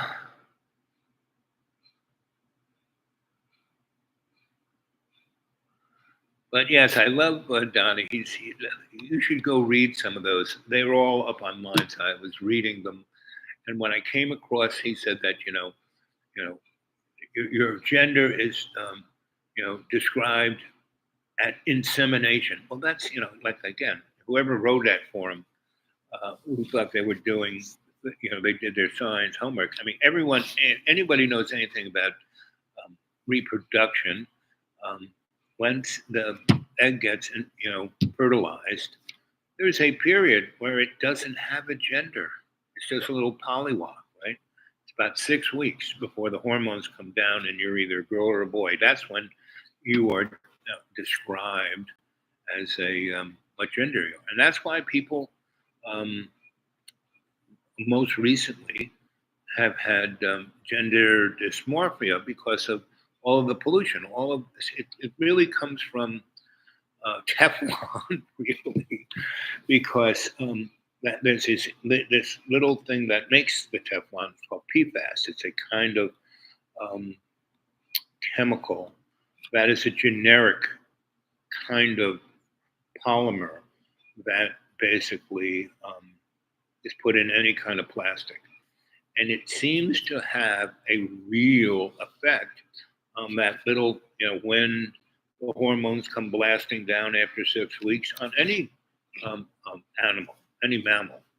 And so humans aren't the only ones that have issues with what gender they are, right? And it's coming from that. And what's truly interesting, when I was at Cooper Union at the Alternative Technology department, I looked, and I had real access through Brookings to look at anything, really through the Library of Congress and the Patent Library. And basically, when they make all these things and patent them, they describe a lot about what it is. If you know anything about, endocrinology and genetics and chemistry, you can see how this chemical affects this hormone because it's the same kind of bonding agent. And, it's like high school chemistry, you look at the balances. It's really, you can see it right there. So one of the reasons why the last 30 years, LGBTQ MOUSE is because of the chemical infringements. And the same thing is the level of cancer, Up until 1890, cancer was not an issue, was not a problem. It was a very rare thing. And now virtually everybody has it because of the chemical swill that we're swimming in. So, and it's also makes like the guy I had lunch with. He had cancer of everything, and he was a college professor. I said, "What were you exposed to?" Right? So really didn't have a clue on that one. And when I told him that, all he had to do was say, my friend those 3 words, and or say, God, here, I have not a clue. Help me out with this. There you go.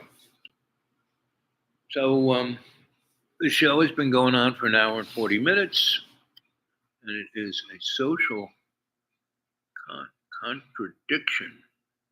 What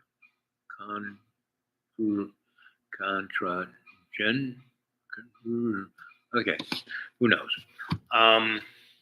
But it is, what's truly amazing is that humanity is the best, TV sitcom there is, right? We are just a joke. And Donald is the biggest joke, the carrot head, woo-wee. And it's you won't believe, it's just going to be one grease stain on the highway within weeks, right? I mean, look, this is the 4th day, and he's in a church, right? And the bishop asks him, to be humble and to have empathy for the poor, and he goes out. Wasn't very exciting, and then he disses her, and it's like, really, it's truly amazing. But I love Donald Trump. He is the gift that just keeps giving.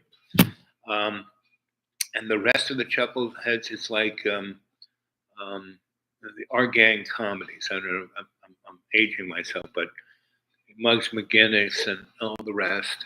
And it's just, it's like Benny Hill, if we ever seen, all run around, all sped up. It's just amusing as all get out. Now, problem is, he says the wrong thing, and Putin starts throwing around nuclear weapons, yeah.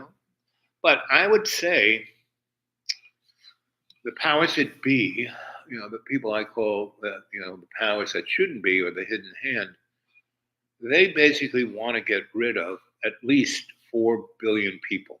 So they're going to let these wars just get a little out of hand, and step on this toe or that toe, and virtually all the people, India, Pakistan have nuclear weapons, Israel has nuclear weapons, Turkey has nuclear weapons, lots of people have nuclear weapons that, they're in tight spots, and I can see Israel, because Bibi has been working on this Greater Israel program for a long time, and woo-wee, gonna be wild, Okay, let's see. Let's try somebody else here.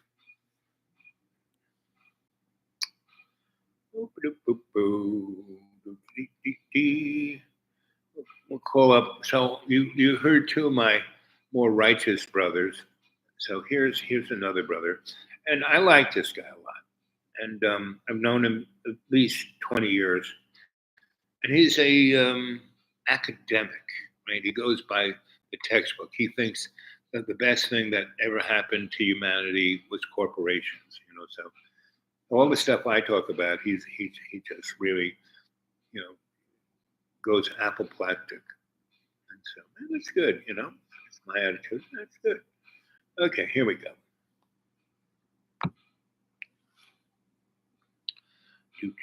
Do.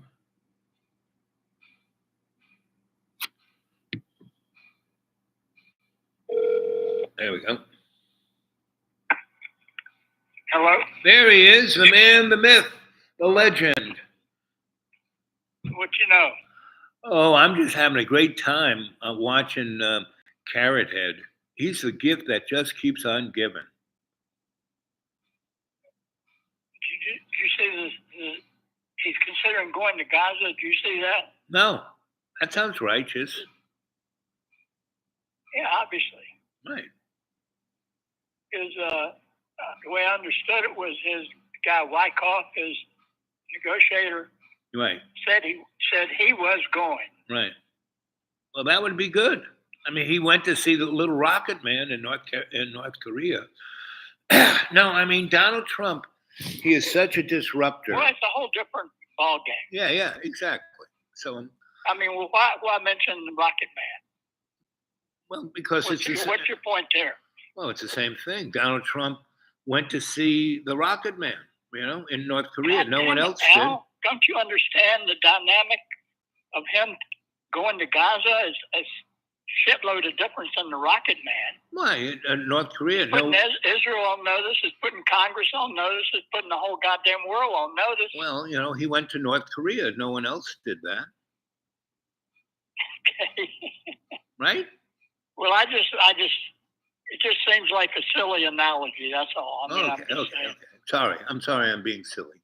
But how about this one? Did you see all of the executive orders he put out? Yeah, I don't know what the detail, but pretty much, yeah, I did. So the one that I thought was the most fun, he defined that there's only men and women, right? Did you see that one? Right, two genders. Right, two genders. And when you read it, you should go read it because he states that the genders are defined at inception, but they're not. Defined what?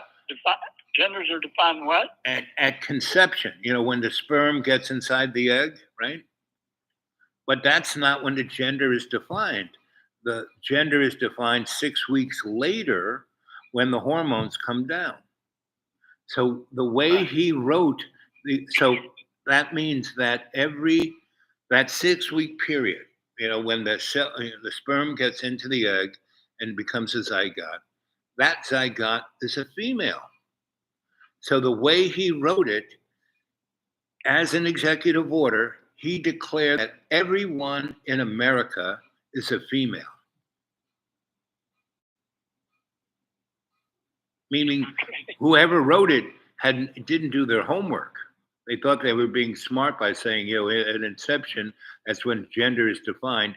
And when that happens, you, me, your sister, your mother, everyone was a female until the 6th week, and that's when the hormones come down and the Y chromosome you become a guy. But whoever wrote it didn't do the homework and thought he was being smart by saying, blah, blah. But all it meant legally was that presidential order makes everyone in America a female. And that's why I love this guy. He does shit like that. That's like really unbelievable. I didn't read it, so I'm just shooting from the hip, but I thought he was going to say that you can't be a neutral. You got to be one or the other. No, but the person who wrote it, these things are legal documents that your executive order, this is what it is. So the person who wrote that thing didn't do their homework, didn't realize that gender is not defined at inception, it's defined 6 weeks later. And then when you say it is defined. Explain that to me again. How is it defined 6 weeks later? Okay, so when the sperm gets into the egg and fertilizes the egg, right? And life starts ticking away. That little zygote is a female. All zygotes at that point of inception are females. For 6 weeks, everybody is a female. And then at 6 weeks, the hormones come down and it defines you as you're going to stay as a female, or you're going to be a Y chromosome guy. And then from that point on, you start growing, sexual organs. So you're not defined at inception. Life starts at inception, but gender doesn't come down for 6 more weeks. So the way it's written is you're defined at conception. Right. And so that means everybody for that first 6 weeks is female. So if your gender is defined at inception, that means everybody's a female. Well, my hunch is that what it will be interpreted as at birth. No. And actually, I don't think I think it will allow for it to be changed. No, well, all I'm saying, but no, Be a neutral. No, but what I'm saying is the people who are writing these things. Okay, well, I hear you. They didn't know know what they were doing. Right. And that's why it's hilarious, because until they change it and write another executive order, everyone is going to have to be defined as a female legally, by that executive order, not by common sense or biology, but that's what I love about it. And so I started looking at the other things that he, like letting all the guys out from January 6th. Again, they kind of did it in a generic sense. So it lays virtually all of those people in worse, because half of those people had already, served, were already out, weren't in jail anymore, and what that by what that executive order does, it now opens every one of those people to legally be sued in a big way, like for a lot of money. You want me to say that again? At least each one of the people who were convicted. No, who were released, that he gave them clemency, right? The way it's written, it opens them up to, instead of criminal, to civilian being sued for a lot of money. Whereas if they had just, and more than half of these people had already done their time by any of the policemen who were there, by any of the people on the staff in Congress and the Senate who were there, who say, that they were traumatized and I mean, it opens every one of those guys up for legal, not criminal, but civil, but in big money terms. Just like how Giuliani had to give those two black women $140 million. It's going to be the same thing for those guys. Meaning, and that's just two of them. There's tons of them that are just ridiculous, that are going to just screw Congress up, where they won't be able to do anything because they're going to have to fix all this stuff. It's just, I love it. I mean, he's the gift that just keeps on giving. And the Democrats, meaning if these Democrats were to just be, they're so ideologically bent, they're not seeing the legal. I mean, my friends who are lawyers have been calling me up, telling me, "Go read this thing," and they just are, they're just sharpening their pencils because they're going to start suing everyone and making a lot of money, but it will lock Congress up so nothing can be done. It's just. How will it lock Congress up? I mean, as in the civil court. Because Congress will be is right in the middle of not just the guys who were given clemency, but all of the. That's just one of the 1,100 executive orders he's put out, and a lot of them most of them have to do with how Congress does its business. And so Congress won't be able to. You think Congress has been a know-nothing Congress so far, or hasn't been able to do anything? This is going to be mind-boggling. And the reason why they're doing this is that they want to just tire everyone out, so they can basically, they have this little idea of being Nazi Germany, and they want to go at it that way. I mean, wanting to attack Canada. Who wanted to be like Nazi Germany? Oh, the folks who, the oligarchies, all those billionaires who were sitting in the front row there. They want to have that kind of oligarchy. The same, instead of the kind of democratic system we have now, of balances and checks, that they can do whatever the heck they want. And a good example is Elon Musk. And when he put out that little tweet telling all the MAGA congressmen and senators to get rid of that budget, what he wanted, he didn't want to get rid of the debt ceiling. That's what everyone said. No, in these laws, there are line items, right? And there was one little line in that 1,500 pages that basically stated that no AI technology, that's an American technology, can be brought or used or sold to China. And Elon Musk has just built the largest new factory that's going to have all these robots, and he wanted to bring that AI into his factory to run all that stuff. And this one little line in that thing was going to stop him from doing that. And so the thing he most wanted to get rid of was that line, and that line got rid of. So now all of that AI technology is going to China. And that is what these guys want. They want to be able to do whatever the fuck they want without any kind of restriction. They don't want the EPA. They don't want, the FAA. They don't want anyone telling them what to do. And that's called fascism. But when your government is run by the moneyed oligarchy, and that's kind of what the Nazis were. The National Socialist Party was these, companies like Bayer and Siemens and all of those guys. They were the people who were basically running the government, and they let the National Socialist Party to be the poster boys. And so the rich guys are letting, but they're not satisfied with like being in the background. They're now going to be in the foreground. I mean, did you see Elon Musk giving the Zig Heil?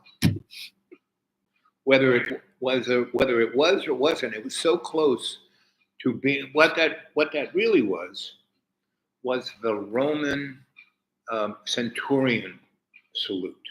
But that's where Mussolini got it, and then Adolf picked it up and used it for his own. So these things are so similar that it's just so much fun. So, but anyway, what do you think about all of this? I think he will redo his where he needs to. He'll just redo his executive order. Oh yeah, he'll do that. But he doesn't. He's a guy who doesn't like to say he was wrong. So if he has to redo those things, he's going to have to say that he was wrong. Well, he'll calculate that out and make a decision. That's my guess. So did you see what his, so tell me more about him going to Gaza. Well, Gaza, Hamas guy credited Trump with the ceasefire. And of course, Trump credited himself. But he said he invited him to come to Gaza so he could get the Palestinian point of view, so he could operate from both points of view. And Trump said, yeah, he was considering going. Then his negotiator said he was going, which scares the shit out of the Israelis. Yeah, what's Bibi going to do? Well, it's the whole Israel project that's on the line. Yeah. Like I said, what's Bibi going to do? Well, what he's doing is trying to get Hamas to respond to his West Bank aggressions so that they can change the format. Change the narrative. Well, get it back to where he wants it to tit for tat. Right. And I think Hamas will realize, even though they said that I forgot how they said it, but that retaliation was in order. I think they'll take the Iranian point of view, which is that's what the Israelis are wanting from you. Don't give it to them. Right. Exactly. You like I told you a long time ago that it's Iranians' thing. So they get attacked, And the third time they get attacked, they said, yes, we're going to respond, but at our own choosing of time. Right? Yeah. So it keeps Israel on edge, and it costs them a lot of money to stay on edge. And so how soon do you think Israel is going to collapse economically and emotionally and politically? I don't see that on the horizon like you do, and a lot of people do. I just don't see it. I think Jews hang together when the tough gets going, and the money will flow, and they see themselves as a collective victim, and they will rally to the cause. So I don't see it going down, not anytime soon. Well, there is no real solidarity politically in Israel, meaning there are a lot of pissed off people with Bibi. Well, that's not true. Most people, something like 70% of the Israelis approve of Netanyahu's behavior in his war. I forgot the number. It's a high number, not only the right, but the left as well. See, the left thinks, my God, these guys have proved to us beyond any doubt about their intentions. So they actually speak as though Hamas wants to eradicate them, wants to annihilate them. And they're just going deeper into the emotionally disturbed framework. So how soon do you think Donnie would go to the Gaza? Well, I don't know. I don't think it'll be anytime soon. I think it would be, he'll have to figure out what he's asking out of Gaza and get something for going. But just the fact that he entertained it was enough to scare the shit out of Netanyahu. So he'll let it ride. I don't think he's doing it anytime right away. So how is the ceasefire doing, and is supplies getting into the Gaza?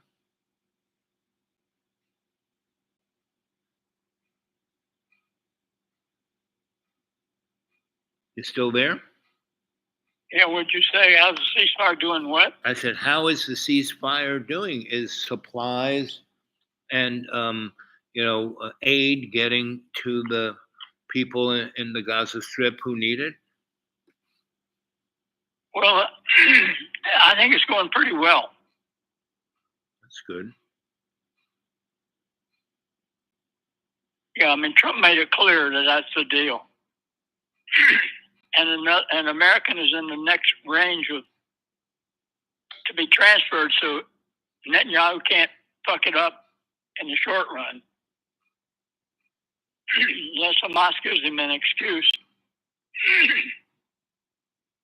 But Trump also said, and I don't know how reliable this is, because mainstream media has not reported Trump's response to travel to Gaza. They also have not reported that Israel wanted to get from the Americans an agreement to have a 6-week, I think, extension of the ceasefire withdrawal agreement that they'd made with Lebanon. Did you hear that one? No, because that withdrawal is coming up very soon, right? Like within a week or two? A day or two. A day or two, okay. So and they asked Trump to approve an extension, and he said no. He said, I order you. Yeah.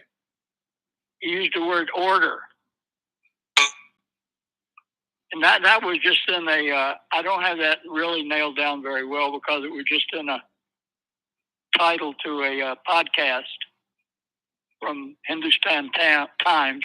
But the fact that it's not reported in American media is curious. Well, come on. The American media is totally controlled, and Israel has a great deal of ability to get what they want out of American media. They're not totally controlled anymore. Israelis are kicking and screaming about how they're not controlled, not doing a good job. Israelis are very upset with the media now. Okay. And NPR did a hell of a hard-hitting story today on Lebanon. They basically said was at the start of the ceasefire, there were 35% of the homes destroyed in this village. And now, this little bit later, 90% of them are destroyed. In other words, Israel has not been honoring the ceasefire at all. Yeah. Oh, yeah. I mean, yes, at all. There's been like 1,000. You're breaking up. How about now? Can you hear me now? Yeah. Okay. No, I mean, Israel hasn't really, from the beginning, Israel hasn't honored the ceasefire.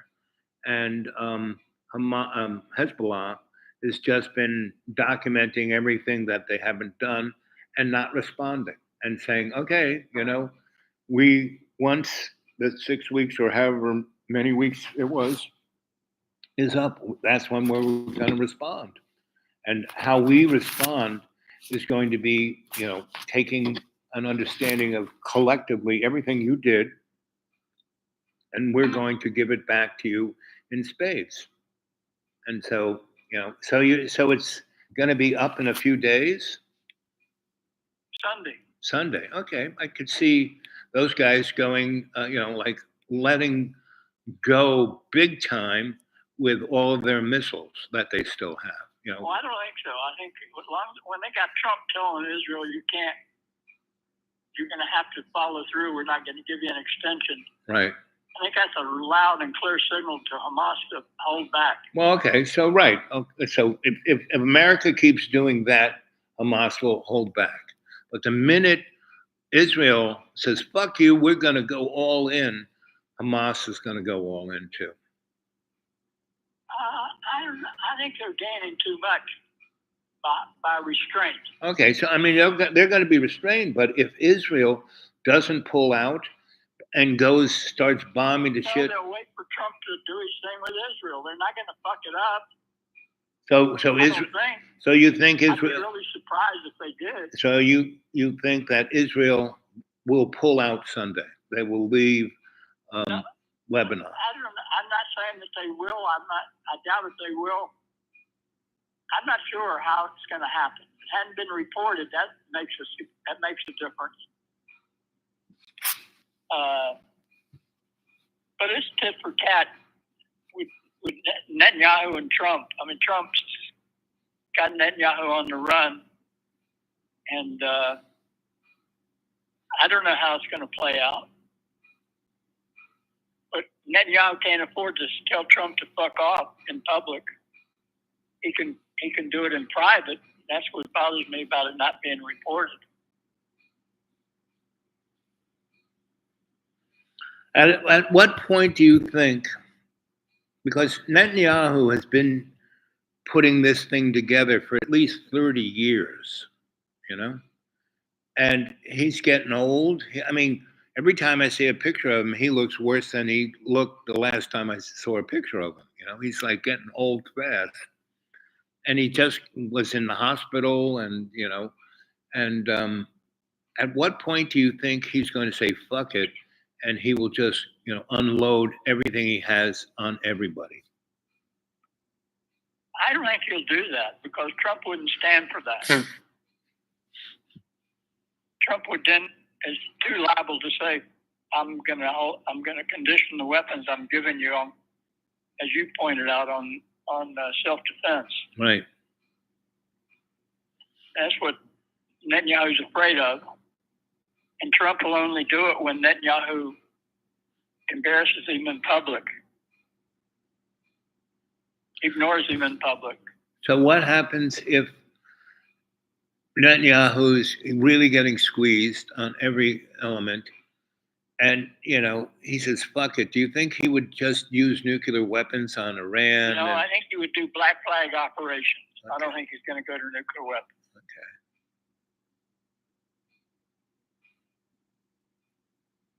Well, it's. And I told you that he mentioned the grassy knoll to Obama. Yeah. he's got to be thinking of that to Trump. Right. So, in my sense of Trump too, I see images of him, and he's not in the best condition either, and he could just fall over, from death by cheeseburger. And how do you think Vance would be as president? I really don't have a strong sense of it. Because Vance he came to being in politics through the billionaire bros, the guy who basically got Elon Musk to his position by letting him tag along on the PayPal thing. So Elon got a, $10 million or a 50 million, whatever he got for just being there in the room for PayPal, and also got him into whatchamacallit, Tesla. That's that group of people, because the people that are the billionaires that are behind the tech bros, right? And those are there's, I forget the guy's name, but he's very well known investor, tech investor, and he owns controlling interests of virtually all those businesses. And he was at the inauguration. He was one of the billionaires up on the rostrum there, and he's the guy who basically picked the vice president guy, Vance, and got him to write his book and got it published and pushed it up on the bestseller list and all of that, and then got him into being, working for him as an investor, banker, and then got him into being a senator. Who was this you're talking about? I forget his name, but he is the, He made Vance. He made Vance. He made all of those guys. All the the guy who did Facebook, and the guy who did Google. The two guys that did Google. I mean, he put the money into it and placed them in the business sense to be where they are. Right? Yes, they had those guys, especially the Google guys. Those guys were on the ball. I mean, they did write and made a great search engine, whereas Mr. Facebook, not so much, and Elon Musk, definitely not so much. And they are just, like I said, they're poster boys. And this guy, I'm going to have to. What do you know about the guy? I just explained it to you. What do you know about him? That's another interesting thing. He is kind of like all these other guys. You can see where they came from, where they went to school, blah, blah, blah. This guy, not so much. He is kind of an invisible guy. He's got a lot of money. He's behind all these companies. And, I haven't really done a deep dive on him yet. I think I will. And next time I talk to you, I'll have a better picture. But my observation of where, he's always this in these, leverage points. And so he's very, very much, pressuring. I have a feeling in the next year or so, we're going to have an economic collapse of major proportion, to the point that it'll push all of us into electronic. I mean, we're already there. Everybody has a debit card, a credit card. Everyone has plastic. But it's going to go more, centralized electronic banking. And because it's already there, it just has to, be pushed off the cliff. And that guy is involved in that. So it's one of those things. When's the last time you went to a doctor? How you doing with your health?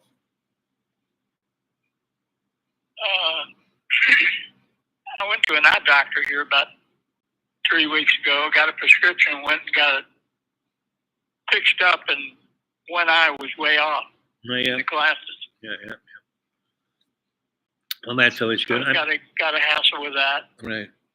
But let me ask you about something while it's on my mind. I noticed that my one of the fuses that the microwave is on, the thing started beeping. The microwave started beeping, and when it went down to the fuse box, and what this breaker was fizzing at the back of the breaker, Right. and I couldn't get the breaker loose. It just wouldn't tilt out. So I wanted to see the base of it and see what was going on. So how a breaker works is there are two bimetallic pieces of metal. They're kind of like a little heating element. And so the current runs through it. As they heat up, they separate.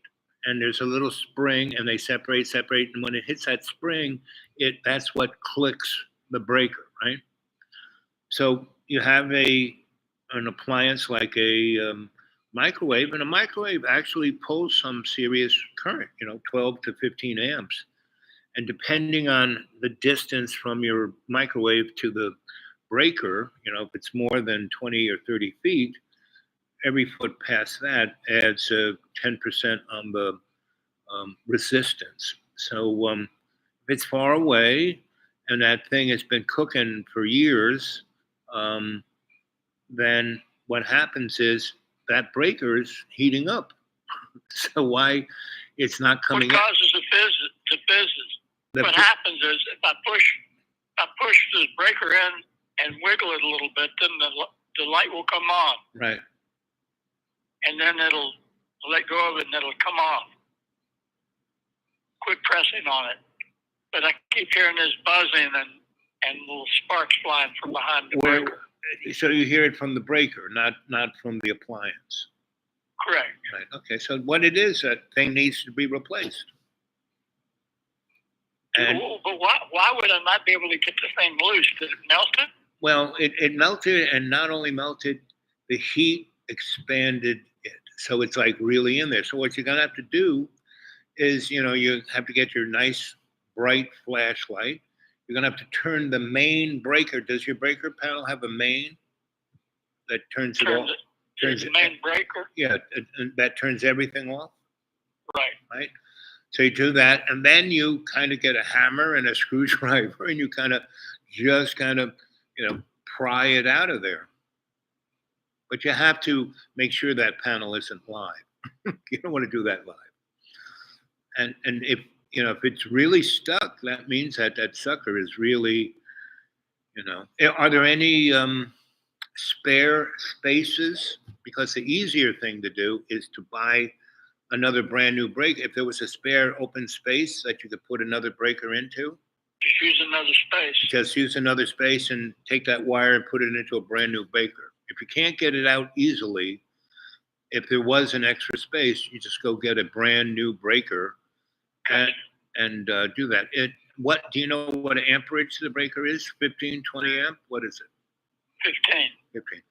What you do is get a 20 amp breaker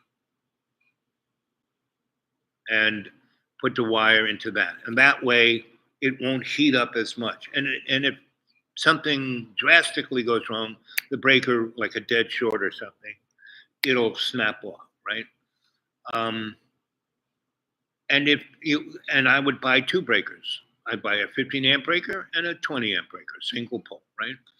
And you put the 15 amp guy in there and you put the wire into that and then do it. And if it doesn't heat up and it doesn't make any noises, well, that's good. But the noises come from the connection. Seems like when I wiggle the breaker around a little bit, it goes zzz, okay. And the lights will flashes the light. So does the where the wire goes into the breaker where that screw is the wire loose? No, it's solid. Solid. Okay, so it's definitely the breaker. So the easiest thing to do is just buy a new breaker if you have an open space, and put it in there and put that wire into that. Gotcha. Now, when you turn on how far is your breaker panel from your microwave? Yeah, it's like so. Yeah, that's right. Okay, so good. That means you don't have to go down to the basement and do all that. So when you turn on so your microwave, is it a new microwave, an old microwave? An old one. So it might be getting old in the tooth, and it may be, drawing more current than what it need. You know what I mean. It may need to be replaced. It might be the microwave that caused the breaker to go bad. Right, but if there's an extra space, the easiest thing is just buy a new one and put it in that empty space and put the wire there, and then see how it runs with that microwave. But I've known I've known appliances to get worn, and see the way microwaves are you know created. It takes a good chunk of current to make a microwave, and so if that device that makes the microwave, it's called the horn, if it gets old, and so it's not as efficient, and so it uses more and more current. Well, the microwave has been going on the blink. It will it'll turn itself on in the middle of the night. Well, that's not a good idea. So maybe you need to buy yourself a new microwave too. Yeah. So, Yeah, the microwave could have caused the problem. oh, I'm sure it did. I'm sure that's it. But the easiest way, if you can't easily get that breaker out of that space, and there's a new, a space that's not being used, Right, I got you. because that's the easy way to do it, right? So, Well, when you turn there's a double breaker where the where main it's is, a turn off switch. right, where the main is. Yep. But what is left hot? Nothing. Nothing should be hot. That's why it's a main. You turn the main breaker, it's supposed to turn off everything. So there's no Nope. live in the box. And there's no live in the box. Right? Do you have one of those? What that breaker is like a double with red arms on it. You mean the main one? Right. Right. Yeah.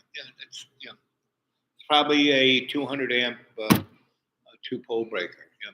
So do you have one of those little wands that shows current is there? It kind of beeps and lights up. You have one of those things? No, I don't. That might be a good investment. You can go to, at Lowe's, they sell them for about $12, $15. If you go to Harbor Freight, you can buy a nice one for about, $3 to $4. And What would I do with it? it's a beautiful thing. You just have to, it's like a little wand, this little button, and when you get close to current, it lights up and beeps. You don't have to touch it. You just have to get it near it, right? So it's really a good thing because you can tell what outlet is working and what outlet's not working. And you can tell just, by having it and you touch the breaker, you can see whether the breaker has got current in it. I mean, it's a great safety device because, you turn the main breaker off and then you take the little wand and you put it just, stepping on the little breakers. And if they, if the thing goes beep, beep, beep, that means that the main didn't really turn this stuff off. But I mean, it's really good to have a device like that because it's very simple. It's not, And what outrageous. do you call that device? Oh, it's go to the thing. Say, hey, I want to have one of those little things that's like a wand that shows whether there is electricity there. It's instead of having a light bulb that's in the old school, or any this thing just it's all made out of plastic. You can't get shocked, but it tells you whether there's current or there. Right? So it would tell you whether or not a socket was Yep. live or not. Right, and like I told you before, when you look at the socket, there's a little thing and a big thing, and then the little round thing for the ground. The little one is the one that's hot, right? And the big one is the neutral, the white wire. So the little space in the plug, you're looking at the plug itself. There's three little, there's a straight one, and next to it another straight one. The big straight one is where the neutral is, and the little one is where the hot is, because it makes sense. Well, let me ask you a question. It seems like, there are a lot of plugs that go either way.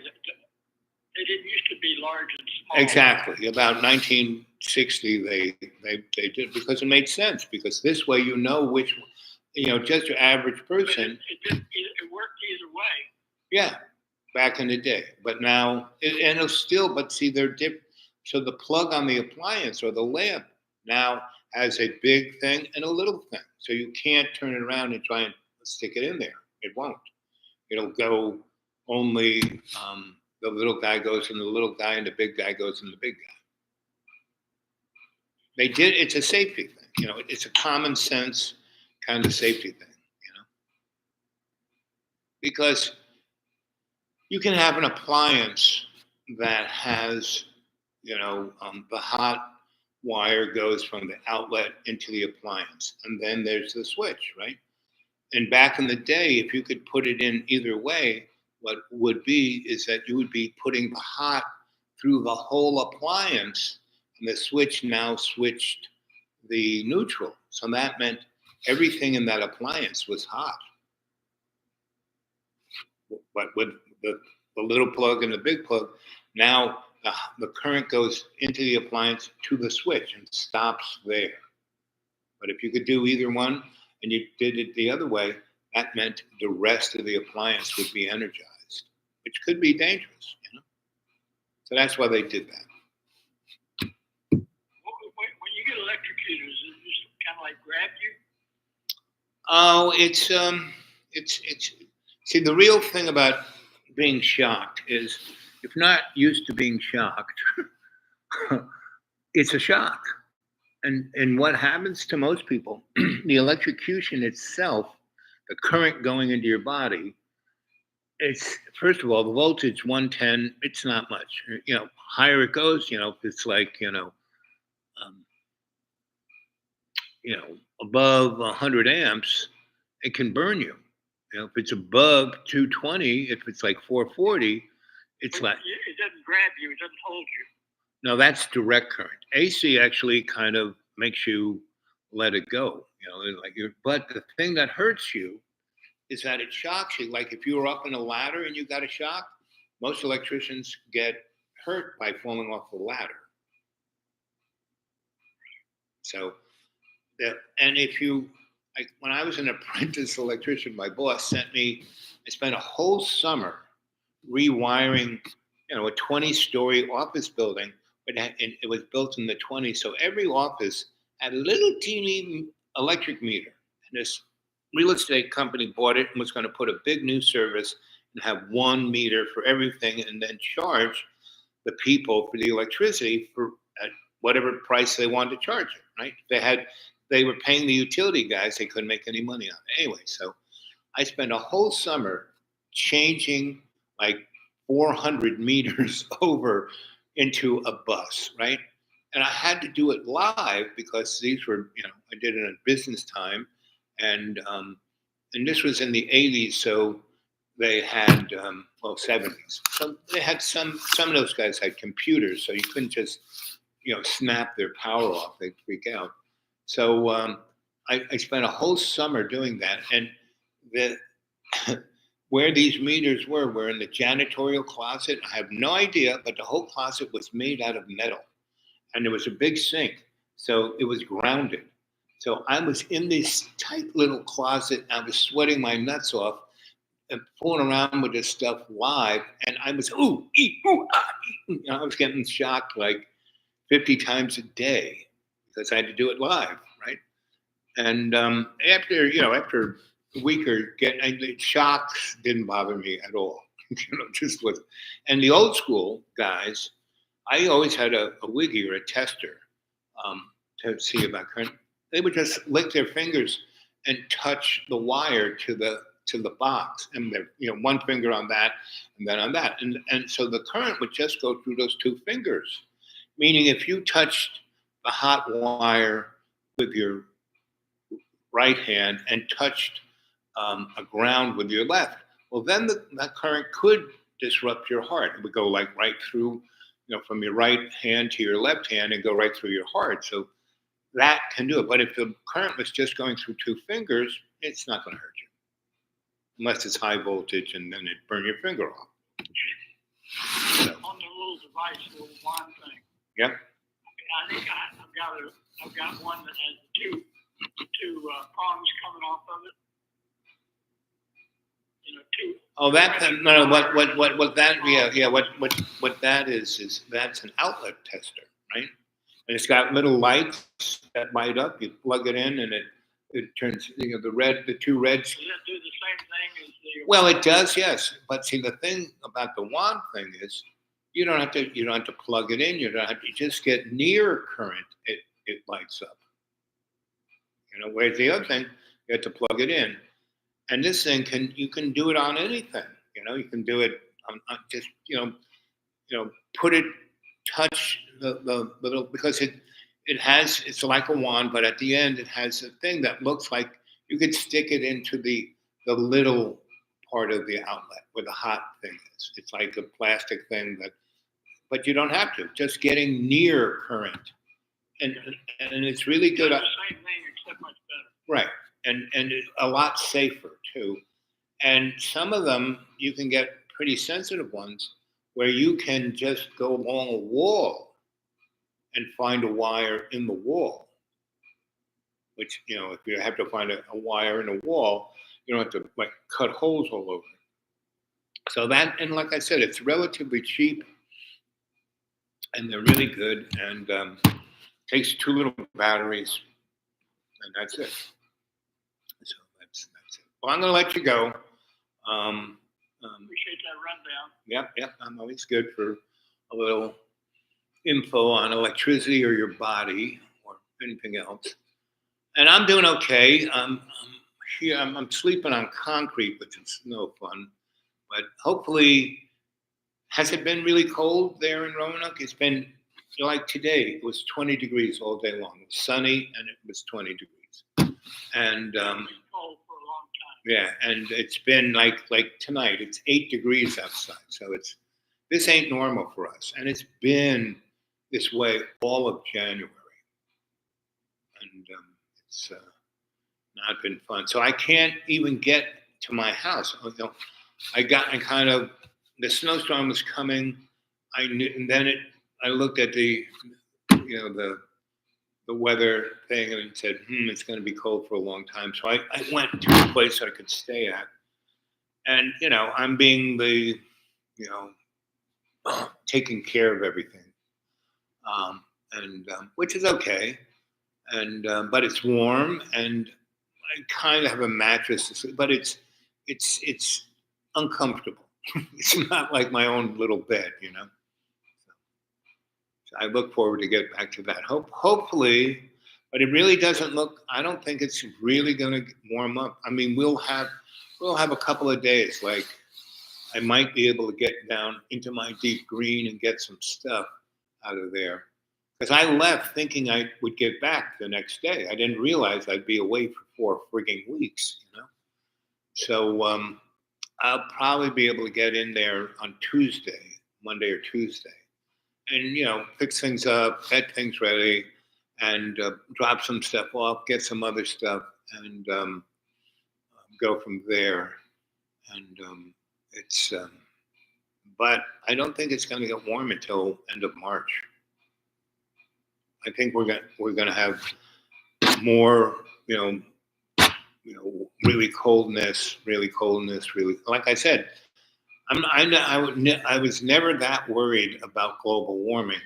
I was a little more concerned with the new ice age,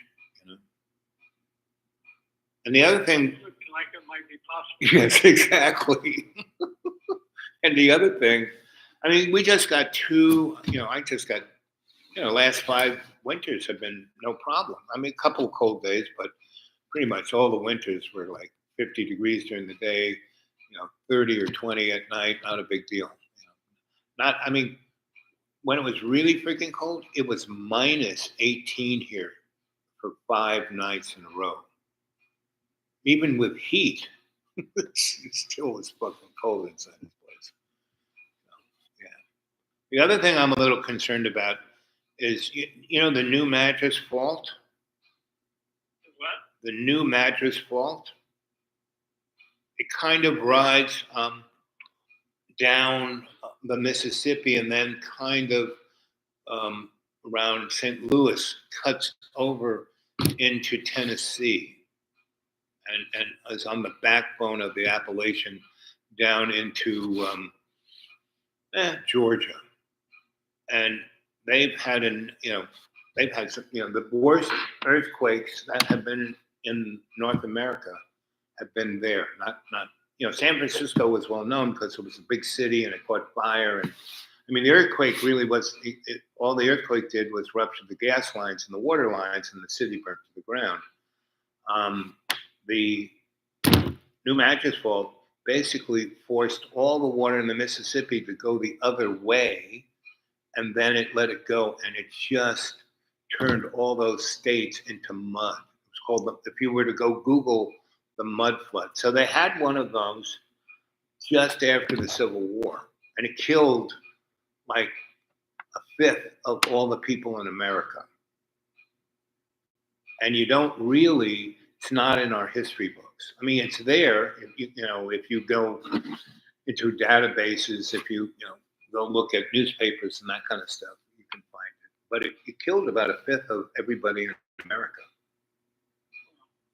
And and it was so terrible, and people freaked out about it. They didn't want to go west. Because people, New Jersey, New York, that kind of, it didn't affect the northern part. So people were going, oh, but it did affect the guys like in South Carolina and in Georgia, and my geologist friends are saying that it's very much. Did you know that where all the planets are aligned right now?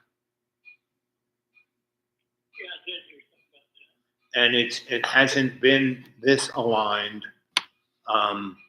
for over 20,000 years, and the sun. So it's affecting the sun. So there are X flares that are being generated and other frequencies that normally aren't, but are, and it's affecting our magnetosphere, the thing that kind of holds our planet together and keeps us from not getting barbecued by the sun. And so there's a lot of that shit going on, and they're not really talking about it. And so, it's one of those little things. My friend just told me in New Orleans they hadn't had snow in 20 years, but they got a foot. Yes, they got more snow than they ever. It's like they never got a foot. They got an inch here, a dusting there, but not a foot. Yes. I have friends in Mississippi who also got. You ever been to Mardi Gras? Oh yeah. I had a friend who owned a building on right on the main drag, and that was great because we could just go upstairs, and he had a nice little balcony, and we could throw little trinkets at people, and you could watch everything go on. Oh yeah. He had a nice bar there, and he owned a bus line, and he had his own religion too. This guy really, he had it going on, Lester, and his religion was what was it called? World Community Consciousness Church, right? So he never paid any taxes, right? And he had, and if you like, bus lines have to have all these licenses and have things inspected. You have a church, you can have a bus that can go from Maine to California and no one complains. You're just going to go to another church. And he had a whole bus line, a hippie bus line that he ran under the auspices of the church. So he never had to pay taxes, and he never got inspected. And this guy really had it going. So he had a building in New York, he had one in Chicago, he had one in LA, San Francisco, Houston, New Orleans, Miami. He was all over the place. So I could get on a bus in New York and go anywhere I wanted to. Those were the good old days, the 70s, when you could do shit and no one cared. There was no I was there in the 70s. where. Oh, New Orleans. Right. Yeah, it was fun. Yeah. Mardi Gras, Beale Street, all that. Yeah, it's very nice. I was driving through one time on the way, taking the southern route Hmm. along the coast from the east to the west. So that's 10, right? No, it was actually when you. I'm trying to remember where it was. Went to El Paso. It might have been 10. But when you got to the Gulf, it was on Little Road. Yep. But pulled into New Orleans to get gas, and there was an excitement in the air. And I said to this guy, I said, "What the hell's going on?" He said, "Mardi Gras." Yeah. So we slept in a Volkswagen van for a week. I mean, a bug. Yeah. A bug, not a bug. Ooh. Good.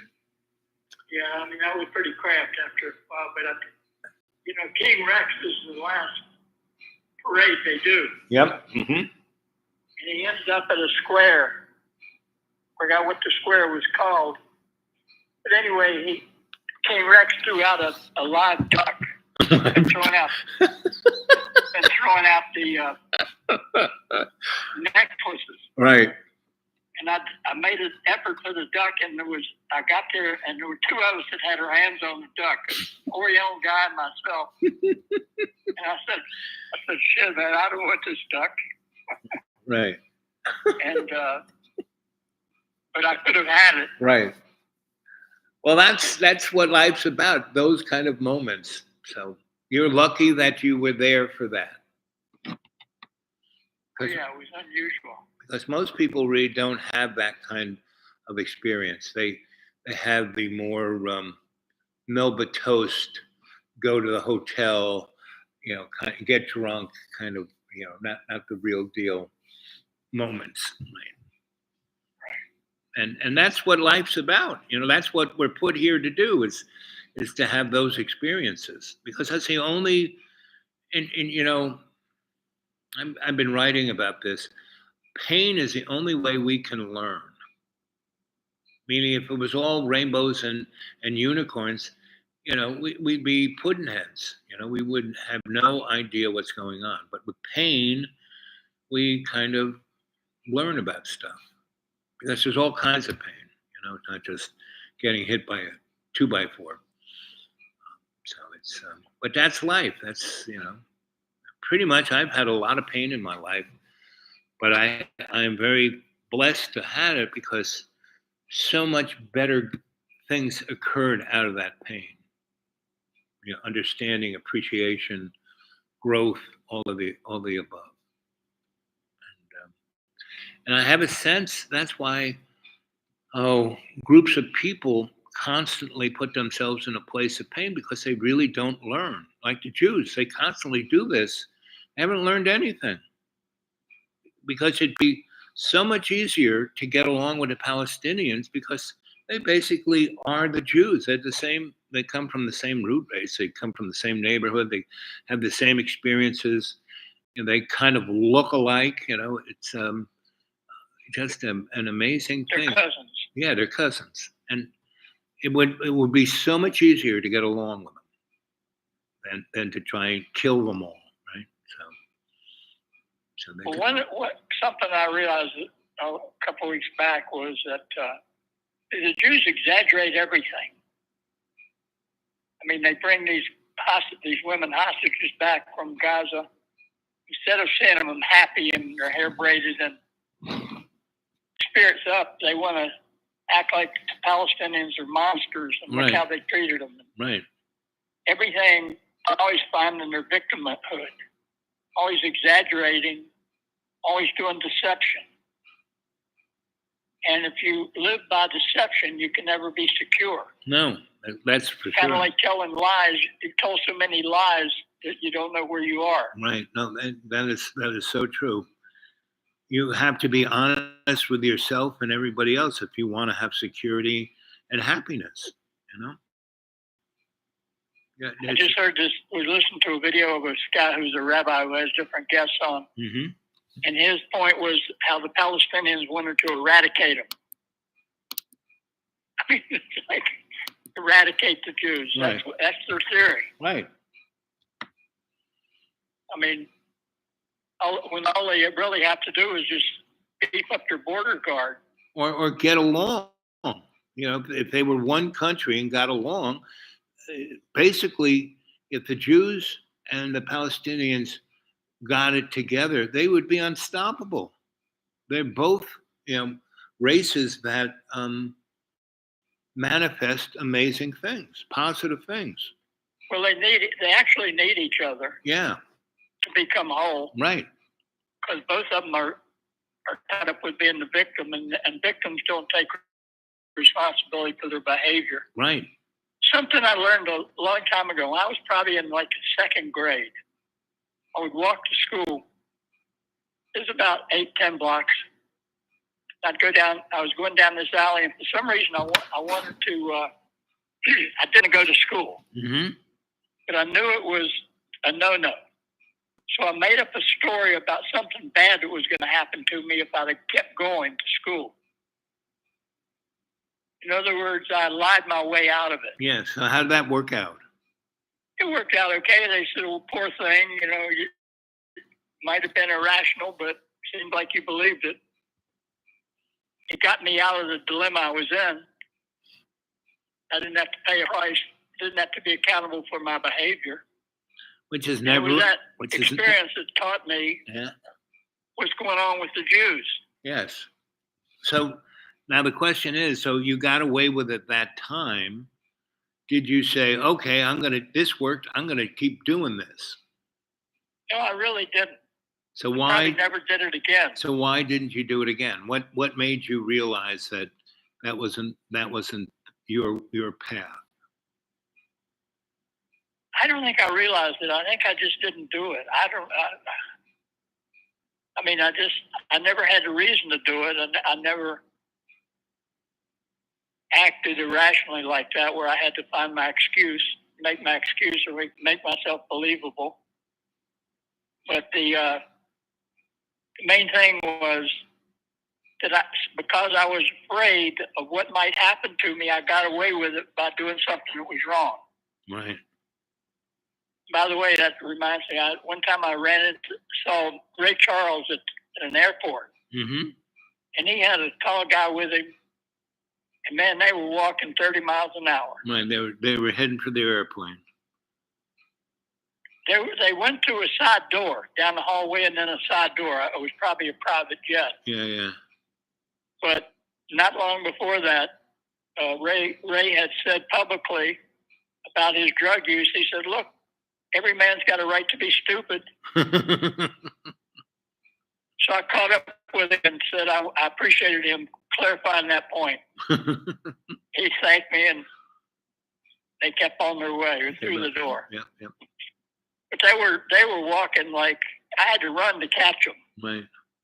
because he's so observable that if he just walked at a regular pace, he'd have people pestering him all day long. But And Ray is blind, right?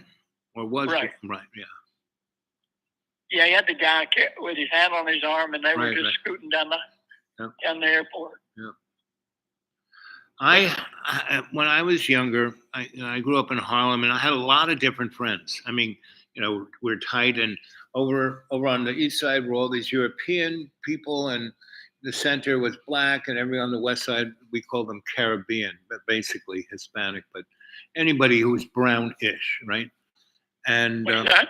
I said, on the west side, everyone was brownish, not black, right?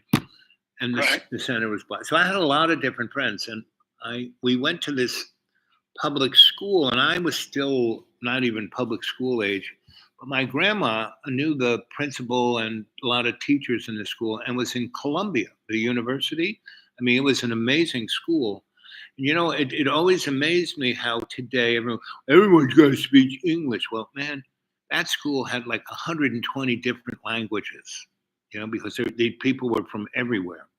Anyway, so I had a really diverse bunch of friends, and I had this one group of guys who thought they were like gangsters, right? They're Irish and Italian, and but I had black friends because in the building I lived in, pretty much everybody was black, and the lady who breastfed me for my whole life was black, and I lived with their family, and anyway, so I had a lot of different friends, and so these guys were just, we'd hang out, and there was like the kind of newspaper stand, comic book stand, candy stand, and it also made egg creams and ice cream sodas and stuff like that.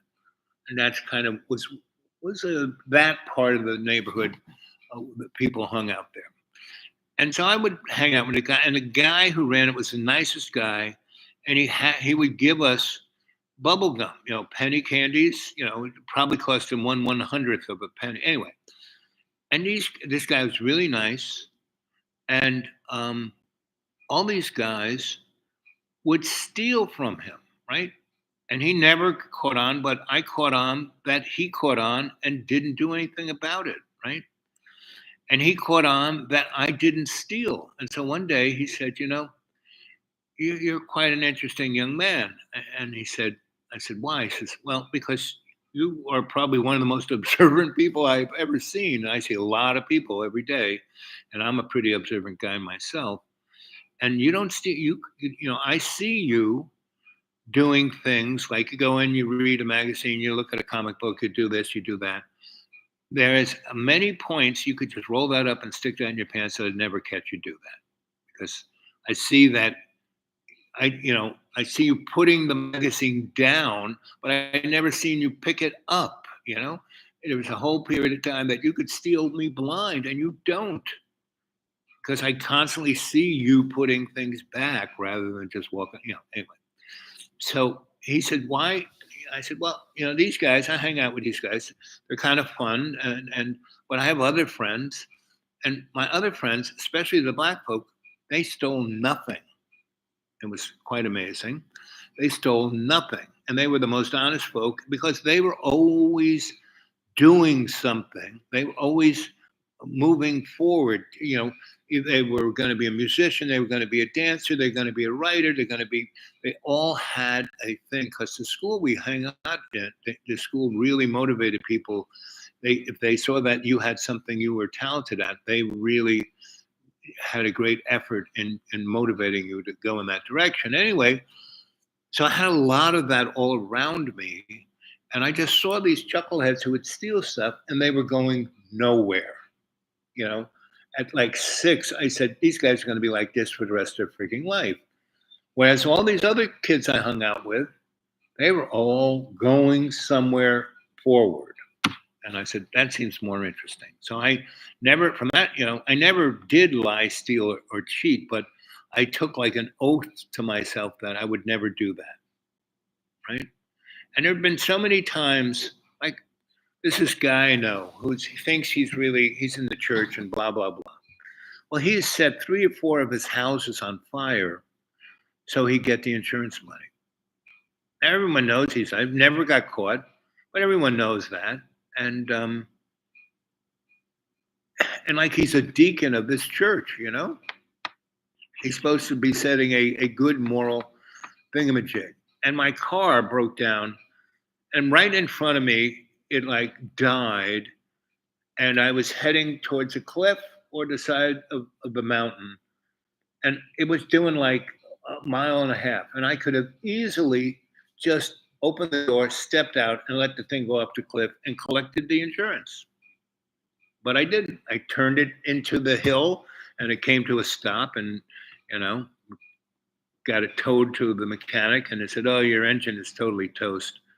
So if I had let it going off the cliff, I would have gotten, a totaled car and gotten maybe $4,000 or $5,000. And with the dead engine, my car was worth nothing. So I saw it all in my head. I could do this, or I could just do that. And I kind of had a sense that this engine, because the idiot lights all lit up and the engine was like smoking white, and I could have easily just stepped out of the car and let it go off the cliff, but I didn't because I didn't, I couldn't do that. But a lot of people do that, and it's like almost in America, if you can get away with shit, that's you're a smart person to get away with it. But there is no real upside to doing that.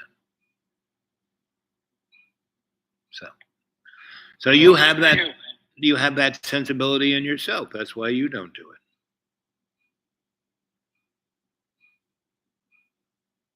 So Yeah. but most people will do it. I've seen my brother do it. I've seen my sisters do it. I've seen my father do it. My mother didn't do it. She didn't do that stuff. She would just bully people. But my grandma never did it.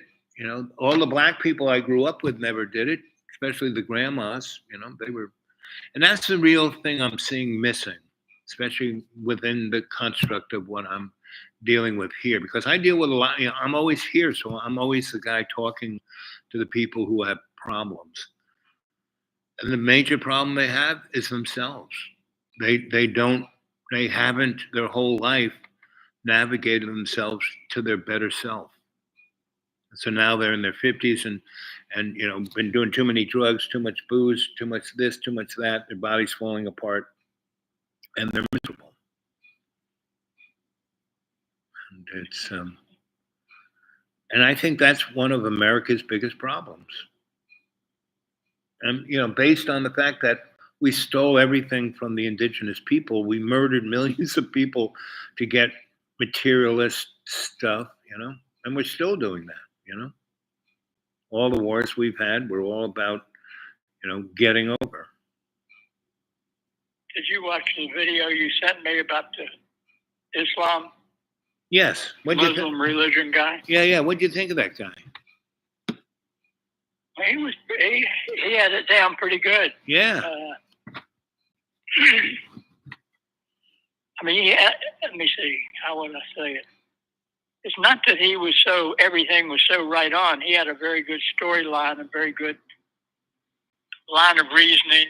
He was really logical, well steeped in the historical fact, and he wasn't coming from, oh, they did this to us. He was really clear that everyone is fucking themselves, basically.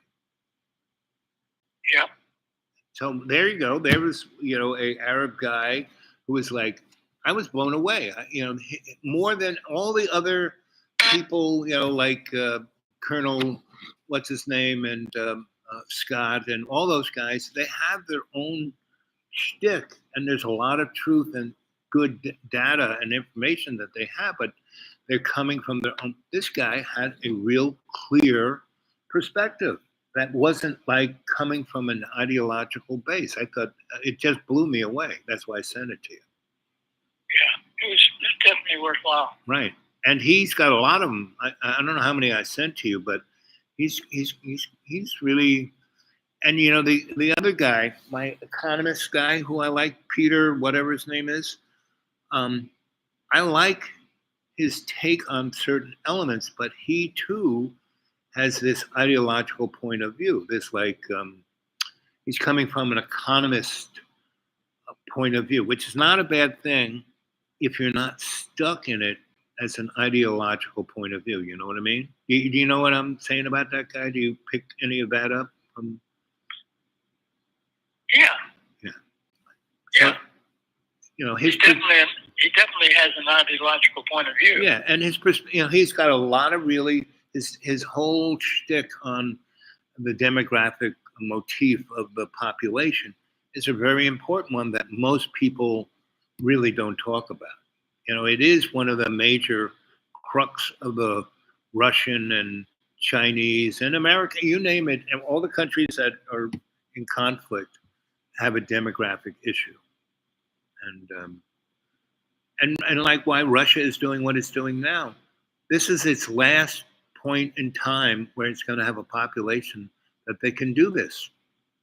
And that's why Putin, he's going to go to the mat, on this one, because If he really doesn't get what he wants, there is no getting it after this because they won't have the people to do it. And so, and I don't see that in the equation of NATO or America or anybody. They're coming from more like a 1960s to year 2000 point of view. America isn't number one anymore, and it's on the decline rather than the incline. And you can either take that trip, if you prepared, and America is very lucky. It has a country that has great resources and great people, and it's got oceans on either side of it. It really doesn't have to worry like other countries. And we are wasting a great deal, especially the last 40 years. We have wasted a great deal of our wealth and our blood. Well, what we also have been doing is creating chaos for our advantage. Yeah, but at the end of the day, it's not to our advantage. We think it's to our advantage, but in the bigger picture of things, it's not. Right. Well, it's compromising humanity more than anybody else. Right. But we're part of that humanity, and the only, and this is one of our biggest problems. When I worked in the corporate world, and I would look at the bigger picture, I said, what are you guys doing? You're just doing this to make a profit at this quarter. And if you keep doing this, you'll make this profit for this quarter, but within 5 years, you will have bankrupted your whole corporation and it will be dead. And they said, basically, well, we'll get our golden parachute. I said, yeah, but there's 60,000 people in this business and they'll all be screwed. And they said, we don't care. And that's one of America's biggest problems right there. Within the corporate structure, they're all about, the stock, blah, blah, blah, by the quarter. But they don't really have two hoots about the people who work for them or what's going to happen in 5 years. Where the Chinese, man, they have a 100-year plan. They're looking. Well, there's one thing that I just heard a guy talking about this today, that it is the political system is waking up to the fact that the Democrats lost because of their policy on Gaza. Because what happened was people didn't come out and vote. It's not that Trump got so many votes. No, right. 6 million people who had voted for Biden in 20 didn't show up. They stayed home. 6 million. So they're realizing that it was a game changer. Yep. It changed the presidency of the United States. Yep. And so therefore, they're not acknowledging that publicly or talking about it, but they're realizing that. And the interesting thing was, and not only that, that was just one thing. I mean, they totally lost it on everything that they did not tell the public all the good things they did in those 4 years. They were talking about how Donnie's going to be a Nazi and abortion and transgendered this and the most stupidest shit. If they had just stuck to what they could, look what we've done for you guys, they would have won. And the other thing, the girl, she had her good side and her bad side. And the Democratic Party just put her out in her bad side. They never let her really, what she really was an attorney, a prosecuting attorney. And when she did the one little discussion with Donnie, she ate him alive. If she had played that through the whole thing, she would have won, but she didn't. She was basically, they put her out there, and every time they put her out there, they let her be her annoying side. Well, they had, they kept her dependent upon their deep state, their war state. Yeah, right, exactly. They wouldn't allow her to go out and talk about equality or in a serious way. And all the good things that they did. Mind. Right, all the good things that they did. The tragedy of Gaza, right, is really reshaping. Yep. exactly. And the way they went after the college kids, and still are, meaning there's a Still are. real, I mean, all of these things are, again, speeding up the collapse of the United States. Not like it's going to collapse and, into a civil war, blah, blah, blah. Like I said, people are too lazy to do a civil war. I mean, they're yahoos will blow stuff up and shoot people. I mean, like do the thing on January 6th. But if you really, I took a effort, and went on YouTube and looked at a lot of hours because they had everything, they had security cameras everywhere. And then they had that all, you could look at it all. And the majority of everybody who went into that place acted more like tourists than terrorists, And that was, the thing that but there were about, 140 guys who they should not have let out of jail, but they did. Right. And now those guys will create the brown shirts for Donald. We will have our own little brown shirt crew, and which will be more disrupting to our country, but it won't cause a civil war or any of the above. It'll just make the collapse of our better side. We're not going anywhere, but we're not going to be the top dog anymore. Especially if Netanyahu really gets the war kicked off, where basically Iran and everyone feels, okay, fuck this. These guys are going to kill us all. So and the people who really caused this were the Americans, and those aircraft carriers are just right there. So let's blow up one of those things. And if we lose an aircraft carrier group, that'll be the end of our military might. It'll force us to be just, crawl into a cave and say, mommy, So it's, so yes, we can either become a good country that stays strong and forthright for its people, or we really can turn into, what was that TV, dirty, rotten scoundrels, because the level of corruption is mind-boggling in politics. I don't think I have found one honest politician.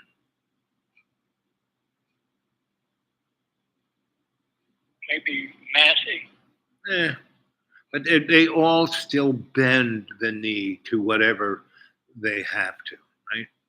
Nobody really steps up, and they can have a moment or two, but Or Ron Paul. yeah, but even him, he has his own constituency that he bends the knee to. I mean, he's not really doing the best for the country. Yeah, he's stepping up to what he believes and his constituency, but is that the best thing? I mean, at certain points, he does do good things for the country because he does unwavering stick to this, that, or the other thing, and that's a good thing. But he should have a bigger picture, and he doesn't. And so he can be played, he can be used, he can be all of the above. What I would love to see is that Muslim guy that I gave you the video. I'd like to see more politicians in our Congress like that guy.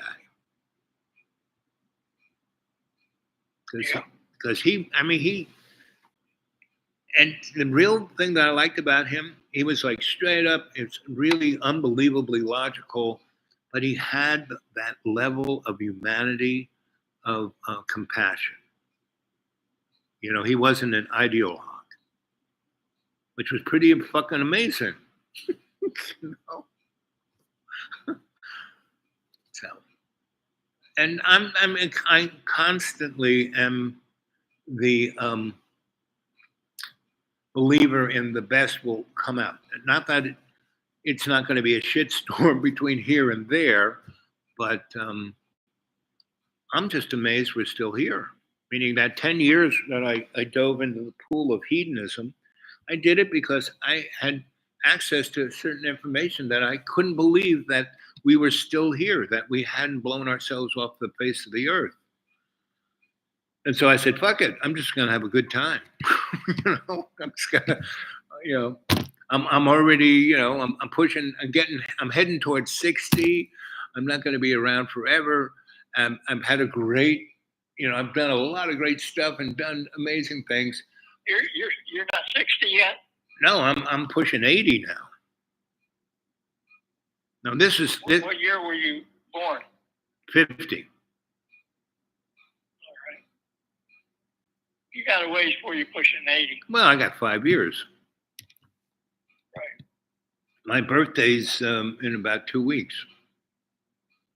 So I'll be in my 76th year. It reminded me, 50s is when Eisenhower was running for president, I think. Yes. 50. And he came through Roanoke on the train. Mm-hmm. And he came down there near, let me see, from, you come down the hill from Towers, and then you come to the intersection that got the big railroad tracks go through there. Yeah. Anyway, my buddy, my cousin and I, we were sneaking down the tracks trying to come up behind the train and get a close view, and the Secret Service guys all were laughing and getting a kick out of us, but they had to tell us to go back. Yeah. I think I was 50. 15? 50. Oh, 5. No, you weren't. 1950 is when I think that was. Oh. But you weren't 50 in 1950, no. No. I was about first grade. Yeah, you're about 10, maybe 9. Oh, 7. 7. Okay. Yeah, first grade is 7. Yep. Third grade is about 10. Yeah. But anyway, I just keyed off with 1950. I remember that was an event for my life in the 50s. I like Ike. When were you born? What year were you born? 43. 43. Oh, you're getting up there. You're the same age as my sister. She was born in 43. So yes, it's and she has kind of given up it's sad, all of my brothers and sisters, they all had like my parents too, they had a really good side to them, and they never leaned into their better self. They leaned into what the magazine said that they should be, and The sister that's Christian. Yeah, I'm one who's like totally whack job, born again kind of Christian.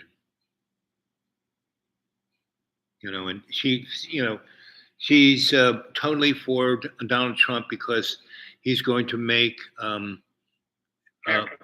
no, not just great Christian, and not just Christian, but what is the kind of Christians that are born again? Christian, evangelical. Yes, evangelical, and she is totally in it, and it's all. And she really went into it in that it's like it's a multi-level. She's making money out of her religion, and it's pretty amazing. So I mean. I'm the only one who talks to her because she's so out there. And so she knows I know the Bible really well. And I'm not anti anything really. And I have no idea. And, my whole life, I've had a lot of spirituality, and I was going to be a Catholic priest, and then I was going to be a Jewish rabbi. And, I have a lot of religion behind me. And so she's, aware of that and aware of all the stuff I've ever done. And of all my brothers and sisters, she always found that kind of amazing. When I did all these different things, she was the only one. I remember I had this, a building in the middle of Lower East Side, crack houses everywhere. And I would have these potluck dinners that, the intelligentsia the avant-garde would come and hang out, and like Allen Ginsberg and you name it, they were there.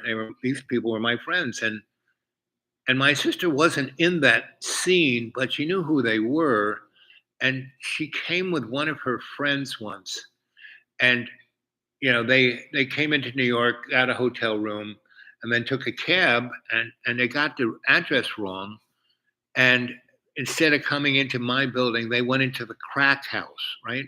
So they went upstairs, and there were all these guys on mattresses, smoking crack, and these girls are dressed up, to the hilt, and they look at them and they go, "Al, building next door," right? And I had paid a couple of those guys, thinking that my sister might, end up in there. And I said, and so this guy got up, got away from his pipe, and said, "Follow me." And he brought her up to my place, right? And it's like one of my two godsons, my older sister's boys, came because I worked at Madison Square Garden. They wanted to go see Kiss or whatever. I would put them right on the stage, right? And they'd go nuts, and so they thought that was the best. And as they got older, they would come in more and more, and they could drive in, and they would go to these parties that were just wild and crazy in my loft. And one morning, they wake up and they're still kind of drunk, and they go downstairs, and I had paid a homeless guy because their windows were broken. It was summertime, and so I knew that unless I paid the homeless guy to sleep in the car would get stolen. Anyway, they came down. I was doing something, and they kind of left without even saying goodbye. But I looked, and they weren't there, so I kind of looked out the window, and so I kind of went down the back and came out just before they got to the car, and they were going to beat this guy up. I said, "Guys, I paid him to sleep in your car to protect it." And they couldn't understand that. Where my sister kind of understood things like that. And whereas in my niece, she would just come and get shit-faced drunk. And a friend of mine, my friend would take her back to her apartment and make sure she didn't, get in harm's way. And all these kids, it was like, wow, it was amazing, but they never saw the humanity in it. And so now I can remember when my godson had his first kid, he goes, "I'm never going to let you have anything to do with my children." I said, I brought you up. What are you talking about? He goes, I said, everything you ever made you who you are. He goes, "Yeah, but it's too dangerous. I have to protect him." I said, "No, you have to teach him how to live with it.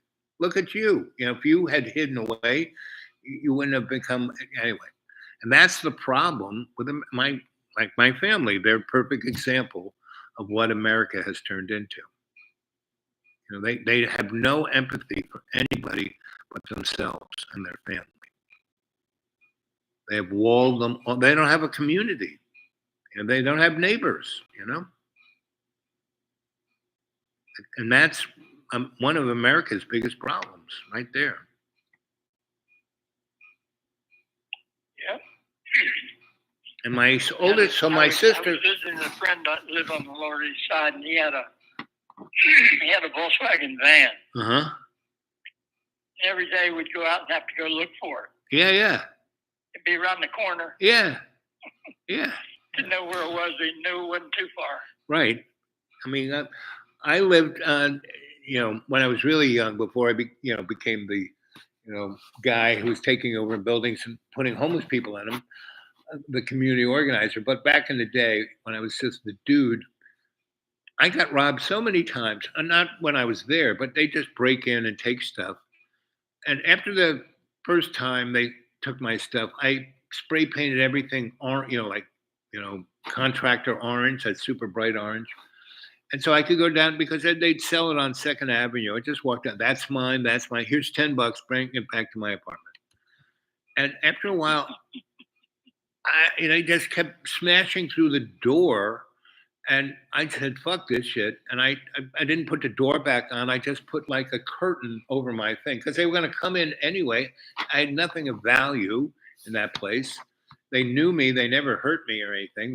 They'd be very nice and never rob me when I was there. And so, that was the Lower East Side. It was that way. I mean, the 70s were nuts because New York City went bankrupt. And they went from having 30,000 cops to having 15,000 cops. And those guys did nothing. They didn't respond to anything. And the cops who stayed in were the guys who were crooks, so that's why New York was such a mess. And when people talk about, oh, the crime is so bad now, you gotta be kidding me. Because no one seems to be able to look at demographics. We right now have some of the lowest murder rates in America in our history. And he goes on and on about how, all the murderers and, guys who are undocumented, folk, they're the ones who do the least harm. They're trying to stay on the down low. The guys, you look at the statistics, all the crime is done by white people on meth. So now it's Rome was in the same path. One historian told me about the end of empires. It goes real slow, real slow, real slow, and then it's over. The end is like in days, and just it's over. It's like look at Syria. Their empire, they strung it out, bang, it's over, right? It's what it is. I'm not too, it's going to be what it is, and that's what it is. So, I mean, I can't tell you, exactly what it's going to be, but you know what I mean. And we could actually ameliorate it and survive. Like France was an empire; they're still in existence. England empire still in existence. Still has a range of influence. But there are a lot of other countries that, the Ottoman Empire, not so good, not so much. Anyway, well, I'm going to let you go. All right, Al. Good talking to you. Always fun. Catch you later. Good night. Yep. Well, gang, that's a whole bunch of people. 3 hours, 22 minutes, and 22 seconds. And I'm a little bleary-eyed here. What time is it? Not too late. 10:30, so I'm going to go to bed. So I hope you like that show. Let's see, what kind of...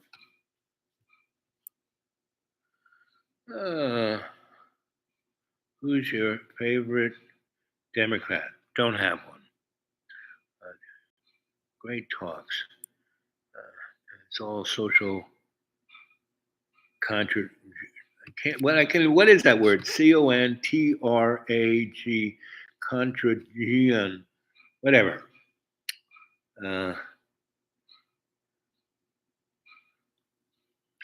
So I really have no, like I said, every politician I know or can see, observe, listen to what they say, lies out straight out their teeth, and they're all about themselves, and they pass laws so they can do insider trading. I mean, this is like, anyway. But that's how Rome was. That's how Greece was. That's how every empire kind of ends up. So why would we think we're going to be any different, right? We're not. So the main thing is how you treat yourself and everyone around you. Right? So thank you, Lord, for this nice little conversation and all the friends who came and visited. And I hope you all enjoyed this. And we'll do another one tomorrow. Right? Okay. Let's see. End stream. Yes, we're going to end the stream. I'm going to go to bed and end there.